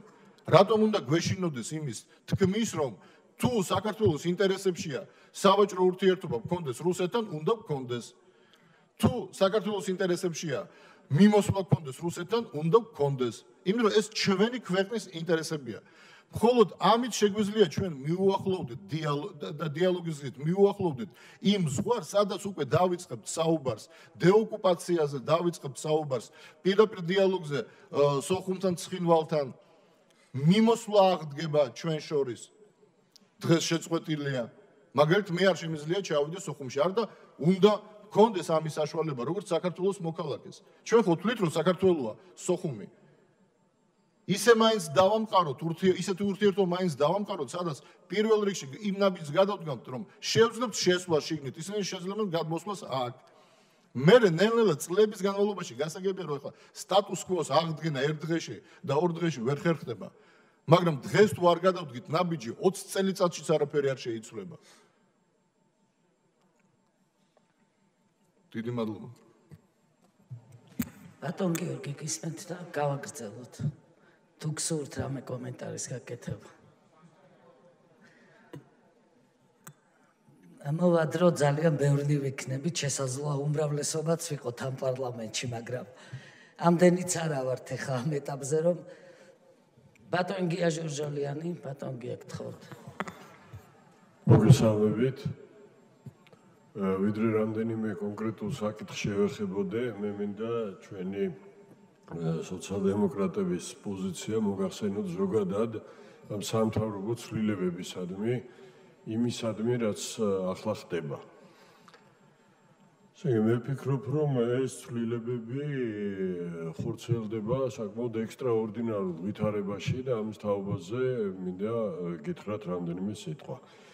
პირველი, რას ვფიქრობ, ჩვენ დაუჭერთ ხარ სამცველებებს თუ არა და ასე შემდეგ.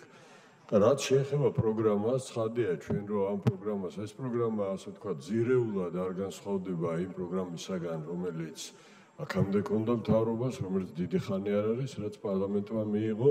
ჩვენ რომ ამ პროგრამას მხარს უჭერდეთ, ვიქნებოდით ისე უმრავლესობაში და ამდენად ცხადია, რომ ჩვენ ამ პროგრამას მხარს არ უჭერთ. მაგრამ ცოტა განსხვავებულად უყურებთ ჩვენ ამ პერსონალურ ცვლილებებს, რომლებიც ვფიქრობთ, რომ არ არის მხოლოდ პერსონალური.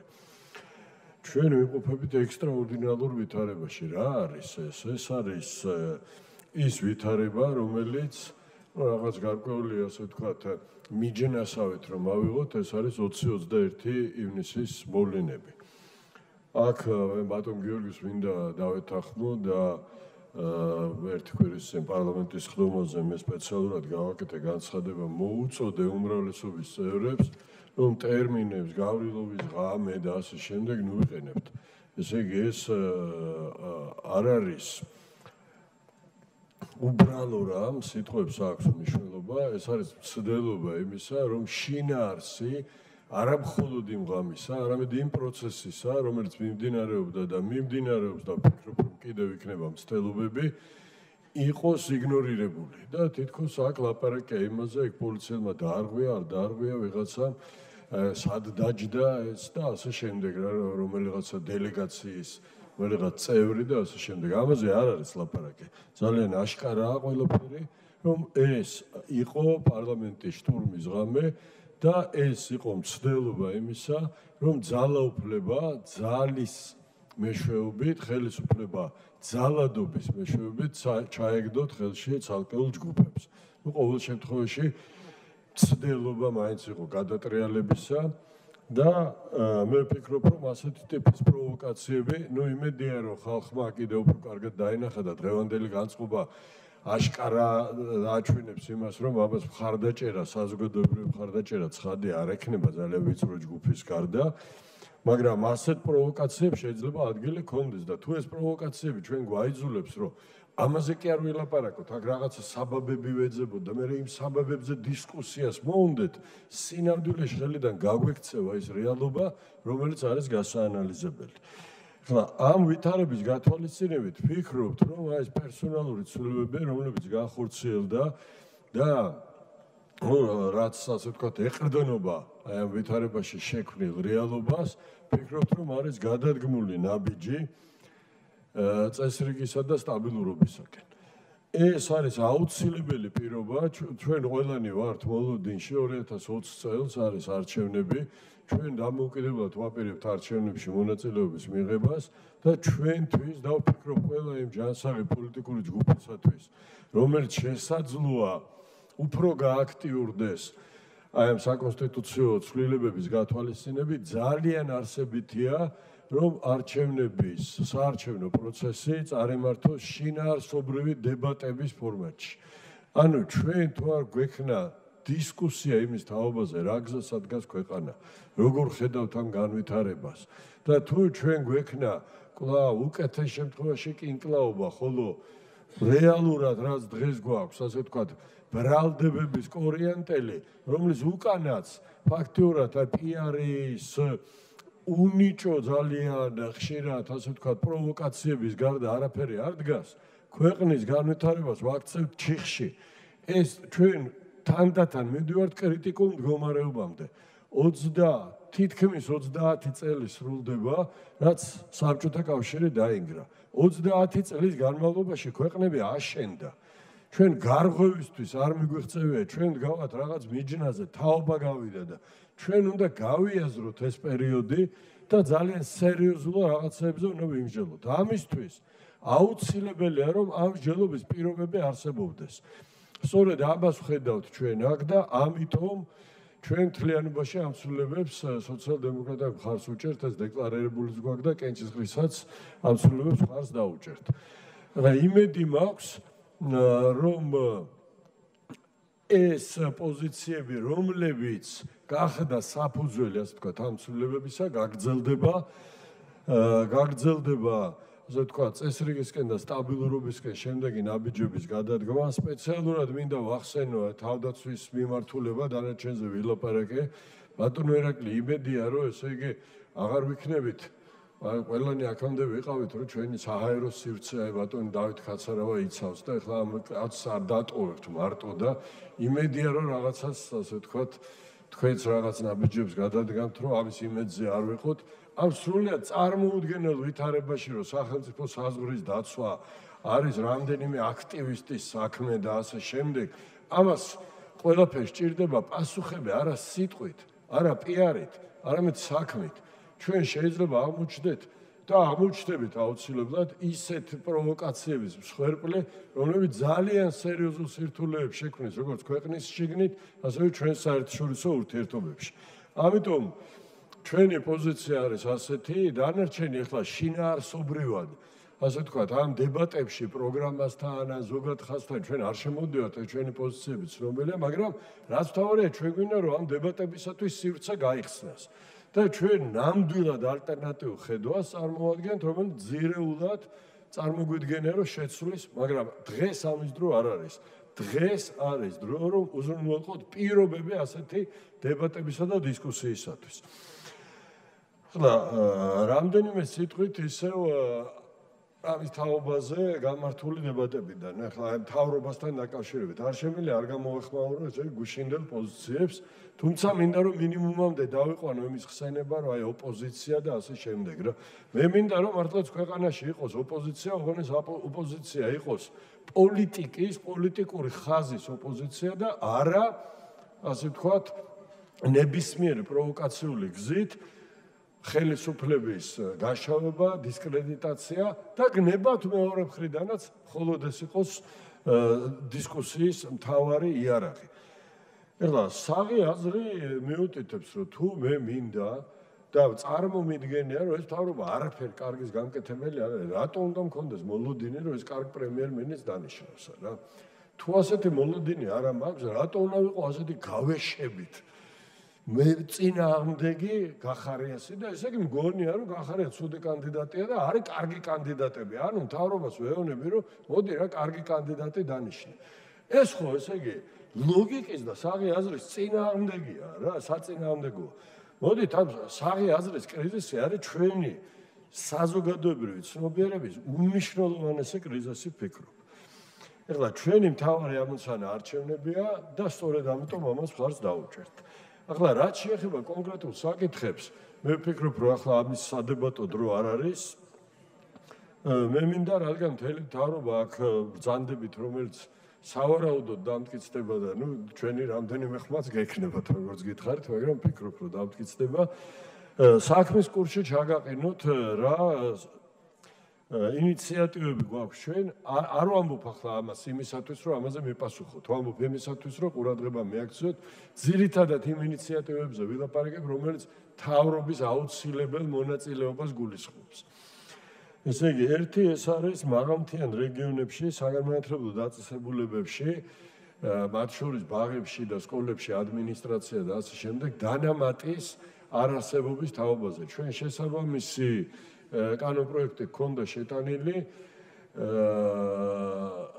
ეს არ იქნა განხილული, ასე ვთქვათ, მხარდაჭერილი განხილული იქნა, მაგრამ არ იქნა მხარდაჭერილი, რამდენადაც კანონი ითვალისწინებს, რომ მთავრობის მხარდაჭერის გარეშე თუ ბიუჯეტში ცვლილებებია, პარლამენტი ასეთ კანონს არ უჭერს მხარს, არ იხილავს, მაგრამ იხილავს ბიუჯეტის განხილვის დროს. ჩვენ ახლა ვიწყებთ ბიუჯეტის განხილვას, ამიტომ ჩვენ ხელახლა შემოვიტანეთ ეს კანონი და გთხოვთ, რომ ყურადღება მიაქცევთ. მეორე საკითხი ეს არის ისევ თავდაცვის სფეროს ეხება, იმიტომ რომ ყველა სხვა კომიტეტმა ამას მხარი დაუჭირა, თავდაცვის კომიტეტის წინააღმდეგი არ წასულა, უბრალოდ გადავდეთ კენჭისყრა. ესეც ეხება მათ შორის განათლების სფეროს, თუმცა დასაქმების სფეროსაც და ეკონომიკასაც, ეხება პროფესიულ სასწავლებლებს. ვფიქრობთ, რომ ყველას გვაქვს გაცნობა, ყოველ შემთხვევაში დეკლარირებული ხშირად არის ეს, რომ პროფესიული განათლება შეიძლება ითქვას, რომ ჩვენი ეკონომიკიდან გამომდინარე კალენდარული პრიორიტეტიც კი არის, თქვათ, ჩვენი მთლიანად განათლების სისტემაში. ანუ რას გულისხმობ? ეკონომიკაში სერიოზული ცვლილებებისათვის, დასაქმების ადგილების დისათვის შეიძლება ყველაზე მნიშვნელოვანი დღეს და სწრაფად გადასადგმელი ნაბიჯები არის პროფესიული განათლების მიმართულებით. ეხლა ამ ვითარებაში გავითვალისწინეთ რა ჩვენ ეს ქონდა ძალიან ბევრ ასე ვთქვათ ამ სფეროს წარმომადგენელთა შეხვედრები და აშკარაა რომ ძალიან სერიოზულად უშლის ხელს ამ სფეროს განვითარებას ის რომ სწავლის პერიოდში პროფესიული სასწავლებლების სტუდენტები სათვის არ ხდება სამხედრო სამსახურის გადავადება. ესე იგი რაღაცა სხვა ასოციაციები რო არ მოგივიდეთ, ორი დღის წინანდელი საუბრისა რა, ან გუშინწინდელი საუბრისა, აქ ლაპარაკია გადავადებაზე და არავითარ შემთხვევაში სამხედრო ვალდებულებების მოხსნაზე და ეს გადავადება არის ერთწლიანი და თუ ან წელიწადნახევრიანი არის ყველაზე დიდი პროგრამები რა. ესე იგი 18 წლის სწავლა ადამიანი ჯარში თუ 19 წლის სწავლა დიდი განსხვავება ამას არ აქვს. ამიტომ ჩვენ ყველა შემთხვევაში დავიწყებთ ახლა უკვე აი ამ კომიტეტში კენჭისყრაზე ამ საკითხს დავაყენებთ და გთხოვთ რომ ყურადღება გამოიჩინოთ ეს ეხება ასე ვთქვათ მთავრობას. ასევე ერთი საკითხი რომელიც უკვე ჩვენ ფრაქციის სახელით შევიტანეთ ეს არის საკითხი საგამოძიებო კომისიის შექმნის თაობაზე ეგრეთ აი საფინანსო კომპანია საქართველოს დაზარალებულებთან დაკავშირებით. იქ არის კითხვები, რომლებიც ჩნდება ეროვნული ბანკის პოლიტიკასთან მიმართებაში და აქ ასევე მე მინდა ბატონ ფინანსთა მინისტრს და კიდევ ეკონომიკის მინისტრს თხრა რომ გთხოვთ ამას ყურადღება მიაქციოთ. ახლა არ მინდა მე ამ საკითხის განხილვაში არ შემოდივარ, განსახილველად არ ვაყენებ. ჩვენ უბრალოდ დაყენებული გვაქვს ეს ინიციატივა დადგენილების პროექტი, ასე ვთქვათ, პარლამენტისა და საგამოძიებო კომისიის შექმნის თაობას. და სულ ბოლოს ერთი ინიციატივა გვაქვს ასევე, რომელიც მთავრობას ეხება, ეს არის შრომის საკითხთან დაკავშირებული საკითხი, თუმცა შრომის საკითხთან სიმბოლურად არის, რომ მთლიანად ეკონომიკასთან არის დაკავშირებული და ოღონ ამ სიმბოლოს გადაწყვეტა ვფიქრობ შესაძლოა განხილულ იქნას როგორც ნაბიჯი ჩვენში დამკვიდრებული სტერეოტიპების მსხვერპლის მიმართულებით. ესე იგი აი შინაარსობრივად რომ გავაანალიზოთ ის დისკურსი ვამთავრებ ქალბატონო ირმა თუ გამიგრძელდა ზუსტად ერთ წუთში დავამთავრებ. არა ბატონგია შეგიძლიათ განაგრძოთ თავისუფლად. ერთ-ორ წუთში დავამთავრებ. ესე იგი საზოგადოებრივი ჩვენი დისკურსი რო გავაანალიზოთ, ნახავთ რომ ესე იგი ჩვენ მიგვაჩნია რომ ეკონომიკის წარმართველი ერთადერთი მამოძრავებელი ეს არის კაპიტალი. ეს არის ინვესტიცია და ასე შემდეგ. ესე იგი სინამდვილეში ეს რომ ასე არ არის, დიდი ხანია ცნობილია და ყველამ კარგად იცის რომ შრომა როგორც მინიმუმ არის ისეთივე შემადგენელი ეკონომიკური ეფექტური საქმიანობისაც როგორც კაპიტალია რა. ეხლა ამ სტერეოტიპების დაანგრევაში არ მინდა ამაზე უფრო ვცლად ახლა ლაპარაკი, თუმცა მზად ვართ ამ დისკუსიისათვის.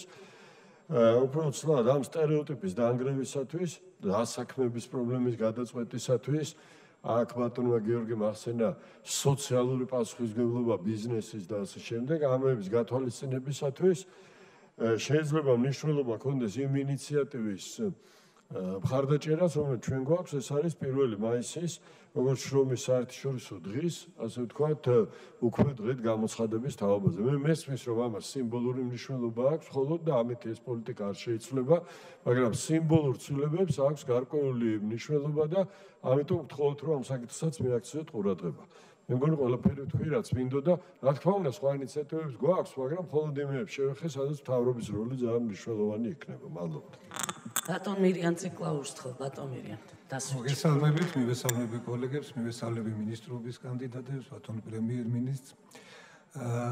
მე მქონდა შეხვედრები საკომიტეტო მოსმენების ფორმატში, ბევრი შეკითხვაც დავსვი, ბევრ შეკითხვაზე პასუხიც მივიღე. საკმაოდ ისეთი ჩემთვის დამაკმაყოფილებელი პასუხები იყო, თუმცა გარკვეული საკითხი, მაინც ალბათ ვფიქრობ, რომ ცალკეული სამინისტროების დონეზე შეიძლება ეს არ გადაწყდეს და ზოგადად მთავრობის პოლიტიკის სფეროს განეკუთვნება, კერძოდ მიწის სარგებლობის საკითხს შევეხები ამ შემთხვევაში. კერძოდ მოგეხსენებათ, აი სწორი იყო აქ საუბარი დაიწყო იმასთან დაკავშირებით, რომ სიღარიბე არის ერთ-ერთი ძირითადი გამოწვევა ჩვენი და ამ სიღარიბიდან გამოსვლისათვის უნდა ვეძებოთ გზები, კერძოდ უნდა იყოს მაქსიმალურად ბევრი ადამიანი ჩართული ბიზნესში, თუ ბიზნესში იქნება ჩართული თავისთავად ცხადია, ის წარმოებასაც შეუწყობს ხელს, ქვეყნის ბიუჯეტსაც წაადგება, ნაკლები გვეყოლება სოციალურად დაუცველი და ასე შემდეგ. ანუ ის, რასაც სიღარიბესთან ბრძოლა ქვია, ძალიან ბევრ ასპექტს მოიცავს. ალბათ არავისთვის უცხო არ იქნება თუ ვიტყვი, რომ ღარიბი მოსახლეობის ძირითადი ნაწილი მაინც უფრო რეგიონებში ცხოვრობს და რეგიონებში მათი ეკონომიკური აქტივობის განხორციელების ერთადერთი საშუალება ეს არის მიწა. მიწაზე საკუთრება უნდა ქონდეს მათ, რომ გარკვეული ეკონომიკური აქტივობა განახორციელონ. თუმცა აქ მათ უწევთ საკმაოდ მძიმე ბარიერების გადალახვა დარეგისტრირებასთან დაკავშირებით, მიწის დარეგისტრირებასთან დაკავშირებით. მე მესმის, რომ ეს საკითხი არ არის მარტივი, ეს საკმაოდ რთული საკითხი არის, ბევრ პრობლემებთან არის დაკავშირებული, თუმცა არის ისეთი საკითხები, რომლებიც შედარებით უფრო ადვილი გადასაწყვეტი არის და ხანდახან სუბიექტური წინააღმდეგობა რომ არა, ადვილად გადაწყდებოდა უფრო. არის მამაპაპური ნაკვეთები, რომლებსაც სარგებლობდნენ ისინიც, მათი წინაპრებიც სარგებლობდნენ, მათ შორის კომუნისტების პერიოდშიც ახერხებდნენ ისინი ამ ნაკვეთებით სარგებლობას, თუმცა დღეს უკვე ეჭვის ქვეშ დადგა, რომ ისინი შეძლებენ მომავალშიც ამ მიწის ნაკვეთების სათავისოდ გამოყენებას, ვინაიდან რაღაც სახელმწიფოს მხრიდან ხდება დარეგისტრირება, რაც ლოგიკურიც არის, თუმცა ვფიქრობ, რომ ჩვენ მაქსიმალურად უნდა შევეცადოთ, რომ იმ მოსახლეობას, რომლებსაც აქვს პრეტენზია, რომლებსაც მოდავეც არ აყავს, რაიმე ფორმით, სარგებლობის რაიმე ფორმა გამონახოთ და გადავცეთ ეს მიწის ნაკვეთები. აი ეს იყო ჩემი შედარებით კონკრეტული არის ეს საკითხი, თუმცა ვფიქრობ, რომ ეს ზოგადად მთავრობის პოლიტიკის საკითხი იქნება, დანარჩენ საკითხებთან დაკავშირებით ალბათ მომავალში მე არ მიჭირს ხოლმე მთავრობის წევრებთან ურთიერთობა და კომუნიკაცია, ამის პრობლემა მე არ გამაჩნია და კონკრეტულ საკითხებთან დაკავშირებით შემდეგ ალბათ მექნება საუბარი თვითონ თქვენთაგან. დიდი მადლობა. მადლობთ ბატონ მირიან, ბატონ გიორგი, ერთ შეკითხვას მეც დავსვავ ამასობაში. გაჩნდა მთელი წყება შეკითხვების. მოგეხსენებათ, საქართველოში ბავშვთა შიმშილის პრობლემა, ეს არის ერთ-ერთი სერიოზული პრობლემა. მე ამ თემაზე მუდმივად ვსაუბრობ პარლამენტის ტრიბუნიდან. მე ამ თემასთან დაკავშირებით ცოცხალი შეხება მაქვს რეგიონებში, თბილისში ბავშვებთან, რომლებიც წარმოადგენენ უკიდურესად გაჭირვებული ოჯახების შვილებს. ჩვენ გვაქვს ძალიან დიდ ტრაგედიასთან საქმე. სკოლებში არსებობს ეგრეთ წოდებული ნისიის რვეულები. ბავშვები ნისიად იღებენ სკოლაში ფუნთუშას, ესე იკვებებიან, შემდეგ გროვდება თვის ბოლოს გარკვეული გადასახადი და ამასაც ვერ იხდიან მათი ოჯახის წევრები.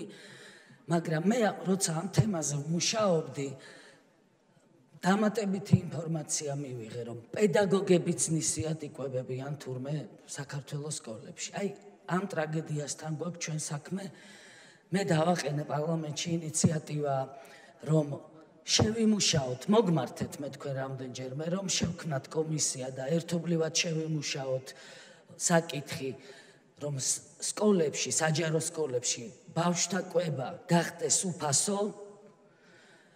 ეხლაც გთავაზობთ ფინანსთა მინისტრთან ერთად დავსხდეთ, გავიაროთ ეს საკითხი, არის ჯერ კიდევ დრო და გადავიდეთ საჯარო სკოლებში, რა თქმა უნდა, განათლების მინისტრთან ერთადაც უფასო კვების სისტემაზე, გამოინახოს ბიუჯეტში სახსრები, იმიტომ რომ ძალიან მძიმე მდგომარეობაა მართლა განსაკუთრებით მრავალშვილიან ოჯახებში. ხარ თუ არა მზად ამ საკითხთან დაკავშირებით იმუშავთ ჩვენთან ერთად, თუ არ იმუშავებთ, ნუ იმუშავებთ ბატონო, არც ეგ არის პრობლემა, თავად გადაწყვიტეთ ეს საკითხი. გმადლობთ და მინდა ერთი რამ შემოგთავაზოთ, თუ გაქვთ სურვილი გამოვაცხადოთ 10 წუთიანი შესვენება, შემდეგ პრემიერ-მინისტრობის კანდიდატმა გააკეთოს მოხსენება და ბოლოს მე გავაკეთებ მოკლე კომენტარს. თუ ამ სტილით სხდომის გაგრძელებას მხარს უჭერთ, დამიდასტურეთ ეს 10 წუთიანი შესვენება გამოცხადდეს. დაზუსტებები რომ მოვჭეთ ირმა მეორე ნაწილში, სხდომის მეორე ნაწილში. თანახმად ბრძანდებით, დიდი მადლობა, ვაცხადებ 10 წუთიან შესვენებას. მადლობთ.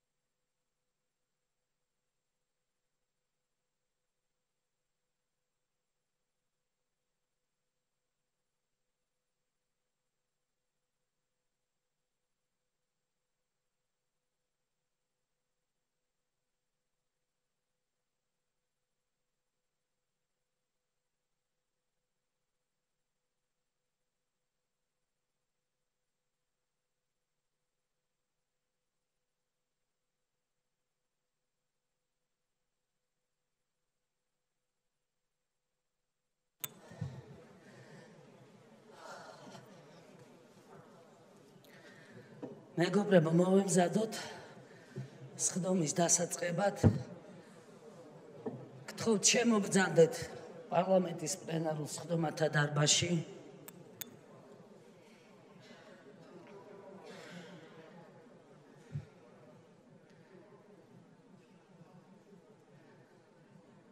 გთხოვთ დაიკავოთ ადგილები, კოლეგებო.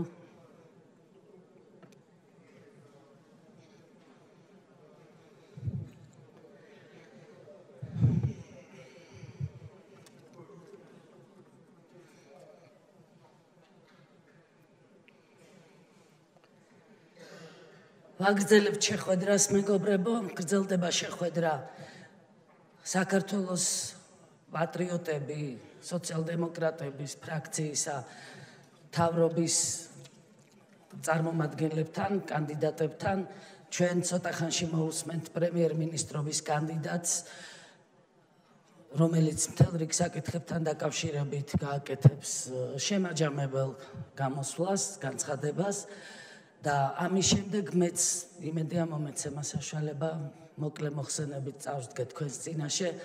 მანამდე მე მინდა ვთხოვო ქალბატონ ადამ არშანიას განათლების საკითხთან დაკავშირებით გქონდა ჩვენ ერთი თემა წამოსაწევი წინა პლანზე. ქალბატონო ადა, დიდი მადლობა, შეგიძლიათ ეს საკითხი დასვათ. უკაცრავად ჟურნალისტებმა დამაყოვნეს.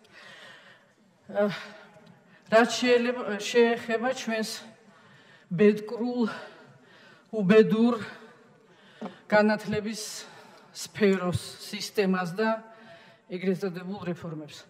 ბატონო განათლების მინისტრო, ისე მოხდა ჩემს ცხოვრებაში, რომ ამ დარბაზში 10 მინისტრისთვის მაინც მომისმენია მე განათლების მომავალი რეფორმის თაობაზე. ბევრი მათგანი ძალიან საინტერესო ისაუბრა, ბევრმა მათგანმა საინტერესო წინადადებით წარსდგა, საინტერესო მოსაზრებები გააჟღერა და ხედვები, მაგრამ მერე სადღაც გაქრა ეს ყველაფერი და ჩვენ ისევ აღმოჩნდით სრულიად ქაოტურ მდგომარეობაში განათლების სისტემაში და უკმაყოფილოა ყველა. ძირითადად ასეა. ეხლა რაც შეეხება თქვენი, როგორც ახალი მინისტრის რეფორმას, მე თავიდან ბოლომდე აქ არ განვიხილავ, ნამდვილად დრო არ არის. არც მე ვარ რაღაც ჩასაფრებული სპეციალისტი ამ საკითხის, მაგრამ ჩვენი ფრაქციის სახელით ნამდვილად ერთ ასპექტზე შევჩერდებით თქვენს მიერ გაჟღერებულ დებულებებზე. განსაკუთრებულად ჩვენ მოხვდა ყურში და გულში თქვენი განცხადება, რომელიც ახლა ძალიან პოპულარულია მასმედიაში და უკვე ხორციელდება პრაქტიკულად. ეს არის ის პოზიცია, რომ საპენსიო ასაკის პედაგოგებს ნებაყოფლობით, რა თქმა უნდა, მათი სურვილის შემდეგ უშვებთ სისტემიდან და 2 წლის ხელფასი მათ მიეცემა. მოდით დავიწყოთ აი ამ 2 წლის ხელფასით. ჯერ ერთი ძალიან მცირე ხელფასი აქვს წირი პედაგოგს, ეს დანაშაულია, ეს არასწორია. და იმ 2 წლის თანხა, არც კი არაფერი თანხა გამოდის. ძალიან ცოტა რაოდენობა, მცირე რაოდენობა პედაგოგების მიიღებენ მართლაც რომ რაღაც ფასეულ თანხას. ეს ერთი. მეორე, ამ საპენსიო ასაკის, ანუ 60 და 60 წელს გადაცილებულ პედაგოგებს რატომ ვირჩევ და რატომ ვიცილებთ ამ ხალხს? მართალია ვითომ ნებაყოფლობით. რა ხდება ეხლა? თავისუფლებთ ახალგაზრდობას, ახალ კადრებს ადგილებს, სამუშაო ადგილებს? ეს ვითომ ასეა? ასე არ არის, ასე ჩვენ ამას ვერ ვხედავთ. ჯერ ერთი ზუსტად ეს განათლების სისტემა ზუსტად ის დარგია, მე არაფერს ახალს და არაჩვეულებრივს ახლა არ განვაცხადებ, სადაც ფასეულია გამოცდილი ასაკოვანი ადამიანი, პედაგოგი და კადრი. ეს არ არის სპორტი, სადაც აგრეთვე გამოცდილება ფასეულია, მაგრამ იქ ძალიან დიდი მნიშვნელობა აქვს ასაკს და ადამიანის ფიზიკურ ჯანმრთელობას. წლების განმავლობაში ადამიანი აგროვებს გამოცდილებას, ცოდნას, გადმოცემის უნარი მისი იხვეწება, ამას უდიდესი მნიშვნელობა აქვს, რომ ბავშვმა შეიყვაროს საგანი. ჩვენ ხო ყველას გვახსოვს საყვარელი და ნაკლებად საყვარელი პედაგოგები სკოლაში, რომელიც შეგაყვარებს საგანს ან პირიქით. ეს პირველ რიგში უნარზეა დამოკიდებული გადმოცემის საგნის და მერე მის ზნეობრივ და მორალურ და ადამიანურ საერთოდ სახეზე. ეს ზუსტად ის სფეროა, სადაც ამასაკის პედაგოგები განსაკუთრებულად ფასეული უნდა იყოს და საერთოდ ჩვენი თვალსაზრისით ამ სფეროს მუშაკები, ეხლა ვერ აუგზალავ, კი ბატონო, 60 წლის ასაკში შეუძლია მას მისი სურვილის მიხედვით წავიდეს პენსიაზე, მაგრამ აბსოლუტურად თავისუფლად ჩვენ უნდა მათ მივცეთ უფლება გააგრძელონ მოღვაწეობა, გნებავთ სკოლაში, გნებავთ უმაღლეს დაწესებულებაში, რა ასაკიც არ უნდა ჰქონდეს მას. და ჩვენ ეს არ გვესმის არანაირად და ეს არის ჩვენთვის მიუღებელი. აგრეთვე სამწუხაროდ ჩვენთან მოვიდა ინფორმაცია, რომ არც თუ მთლად ნებაყოფლობით და მათი სურვილის მიხედვით ხდება მათი განთავისუფლება. გაშვება, წასვლა. აგვისტოს თვეში მართალია ბატონი ბახტაძის ხელმოწერილია, მაგრამ თქვენი სამინისტროს მომზადებულია რამოდენიმე ნორმატიული აქტი, 4, უფრო მეტიც, აგვისტოს თვეში ყველა, რომელიც არეგულირებს აი ამ პენსიაზე ნებაყოფლობით გაშვებას და მერე ამ 2 წლის ხელფასის გაცემას. სხვათა შორის ეს ნორმატიული აქტები არის სერიოზულად გადასახედი, ჩვენ ამას ვაკეთებთ. იურიდიულ სამართლებრივ ექსპერტიზას გადის ახლა ეს აქტები. ალბათ რამოდენიმეს ჩვენ გავასაჩივრებთ, იმიტომ რომ მუხლები ამ თქვენს აქტებში ერთმანეთს ეწინააღმდეგებიან. მაგალითად, თქვენ ნებას არ თავთ არაპროფესიონალ პედაგოგებს, რომ მაძიებელი გახდეს, ესე იგი, პედაგოგიური ადგილის და საქმიანობის. მეორე მუხლში, სხვა მუხლში თქვენ ამბობთ, რომ აუცილებლად უნდა ჩააბაროს გამოცდა, გაიაროს რაღაც საკვალიფიკაციო კურსები და რამოდენიმე წელი ისე არის მაძიებლად და მაინც ატარებს სკოლაში გაკვეთილებს. ეს გაუგებარია აბსოლუტურად სრულიად. რად გინდათ არაკვალიფიციური პედაგოგები, რატო აკეთებთ ამას? რა აუცილებლობა ამისი? და ამასთან ჩვენ გვინდა შეგახსენოთ თქვენ, რომ საერთოდ არა გვაქვს ჩვენ პრინციპში ქვეყანაში კანონი, რომელიც მაგალითად არეგულირებს სკოლამდელ აღზრდას ბავშვებისა. ესე იგი, ხა ნებისმიერი ადამიანი ოჯახი დაწესებულება შეიძლება გამოასხადოს თავი, აი ვარ მე საბავშვო ბაღი. არც ლიცენზია არსებობს, არც რეგულირება არსებობს ნორმალური აი ამ დარგის, ესეც ალბათ სასწრაფოდ გასაკეთებელია. სხვათა შორის ჩვენ გვაქვს გამოპროექტი ჩვენს ფრაქციაში და ალბათ წარუდგენთ მას პარლამენტს უახლოეს დროს. ამ ხსენებულ ნორმატიულ აქტებში, რომელიც რატომღაც აგვისტოშია ყველა გამოშვებული და ხელმოწერილი, რატომღაც ერთ-ერთ აქტში თქვენ აი წერთ, რომ სასწავლო წლის შუა თვეში უშვებთ პედაგოგებს. აი მაგალითად თებერვალში რატომ არის პედაგოგები გასაშვები. ნოემბერში ესე იგი უტარებთ მათ გამოცდებს 19 წლის და თებერვალში მერე მომავალი წლით უშვებთ საერთოდ იმ პედაგოგებს, რომელიც ნოემბერში ჩააბარებს გამოცდებს. ბევრი უცნაურობებია და ზოგადი თხოვნა ჩვენი და ზოგადი განცხადება ჩვენი ფრაქციის სახელით. ძალიან გთხოვთ განათლების ხელმძღვანელები, გაითვალისწინეთ ჩვენი ქვეყნის დღევანდელი მდგომარეობა, ჩვენი ქვეყნის ეროვნული ფასეულობები და ადაპტაცია გააკეთეთ ამ განათლების სისტემის. ცხადია, საინტერესოა, ფასეულია, საუკუნოვანი გამოცდილება მოწინავე ქვეყნების, მაგრამ ეხა ერთ მინის მოეწონა გერმანიის სისტემა, მეორე მინის მოწონს ინგლისის სისტემა, მესამე მინის მოსწონს ამერიკის სისტემა და ეხა ეს ჩვენ თვალდახუჭულად უნდა დავნერგო და ექსპერიმენტები აღარ დამთავრდა ამ სფეროში.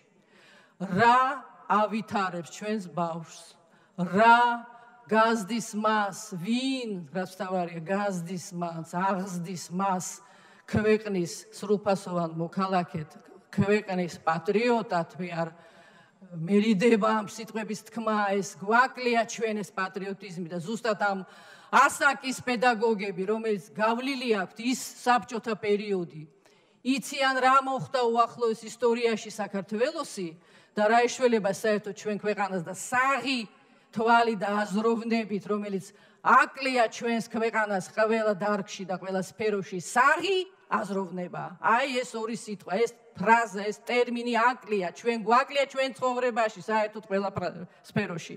საღი აზრით შევხედოთ ამ განათლების სისტემას, ამ განათლების რეფორმას, სად უშვებთ ამ გამოცდილ პედაგოგებს, რომელიც უნახია, კიდევ ერთხელ ვიმეორებ, ყველა პერიოდი ჩვენი ქვეყნის უახლოესი ისტორიის და ეს ფასეულია მათში.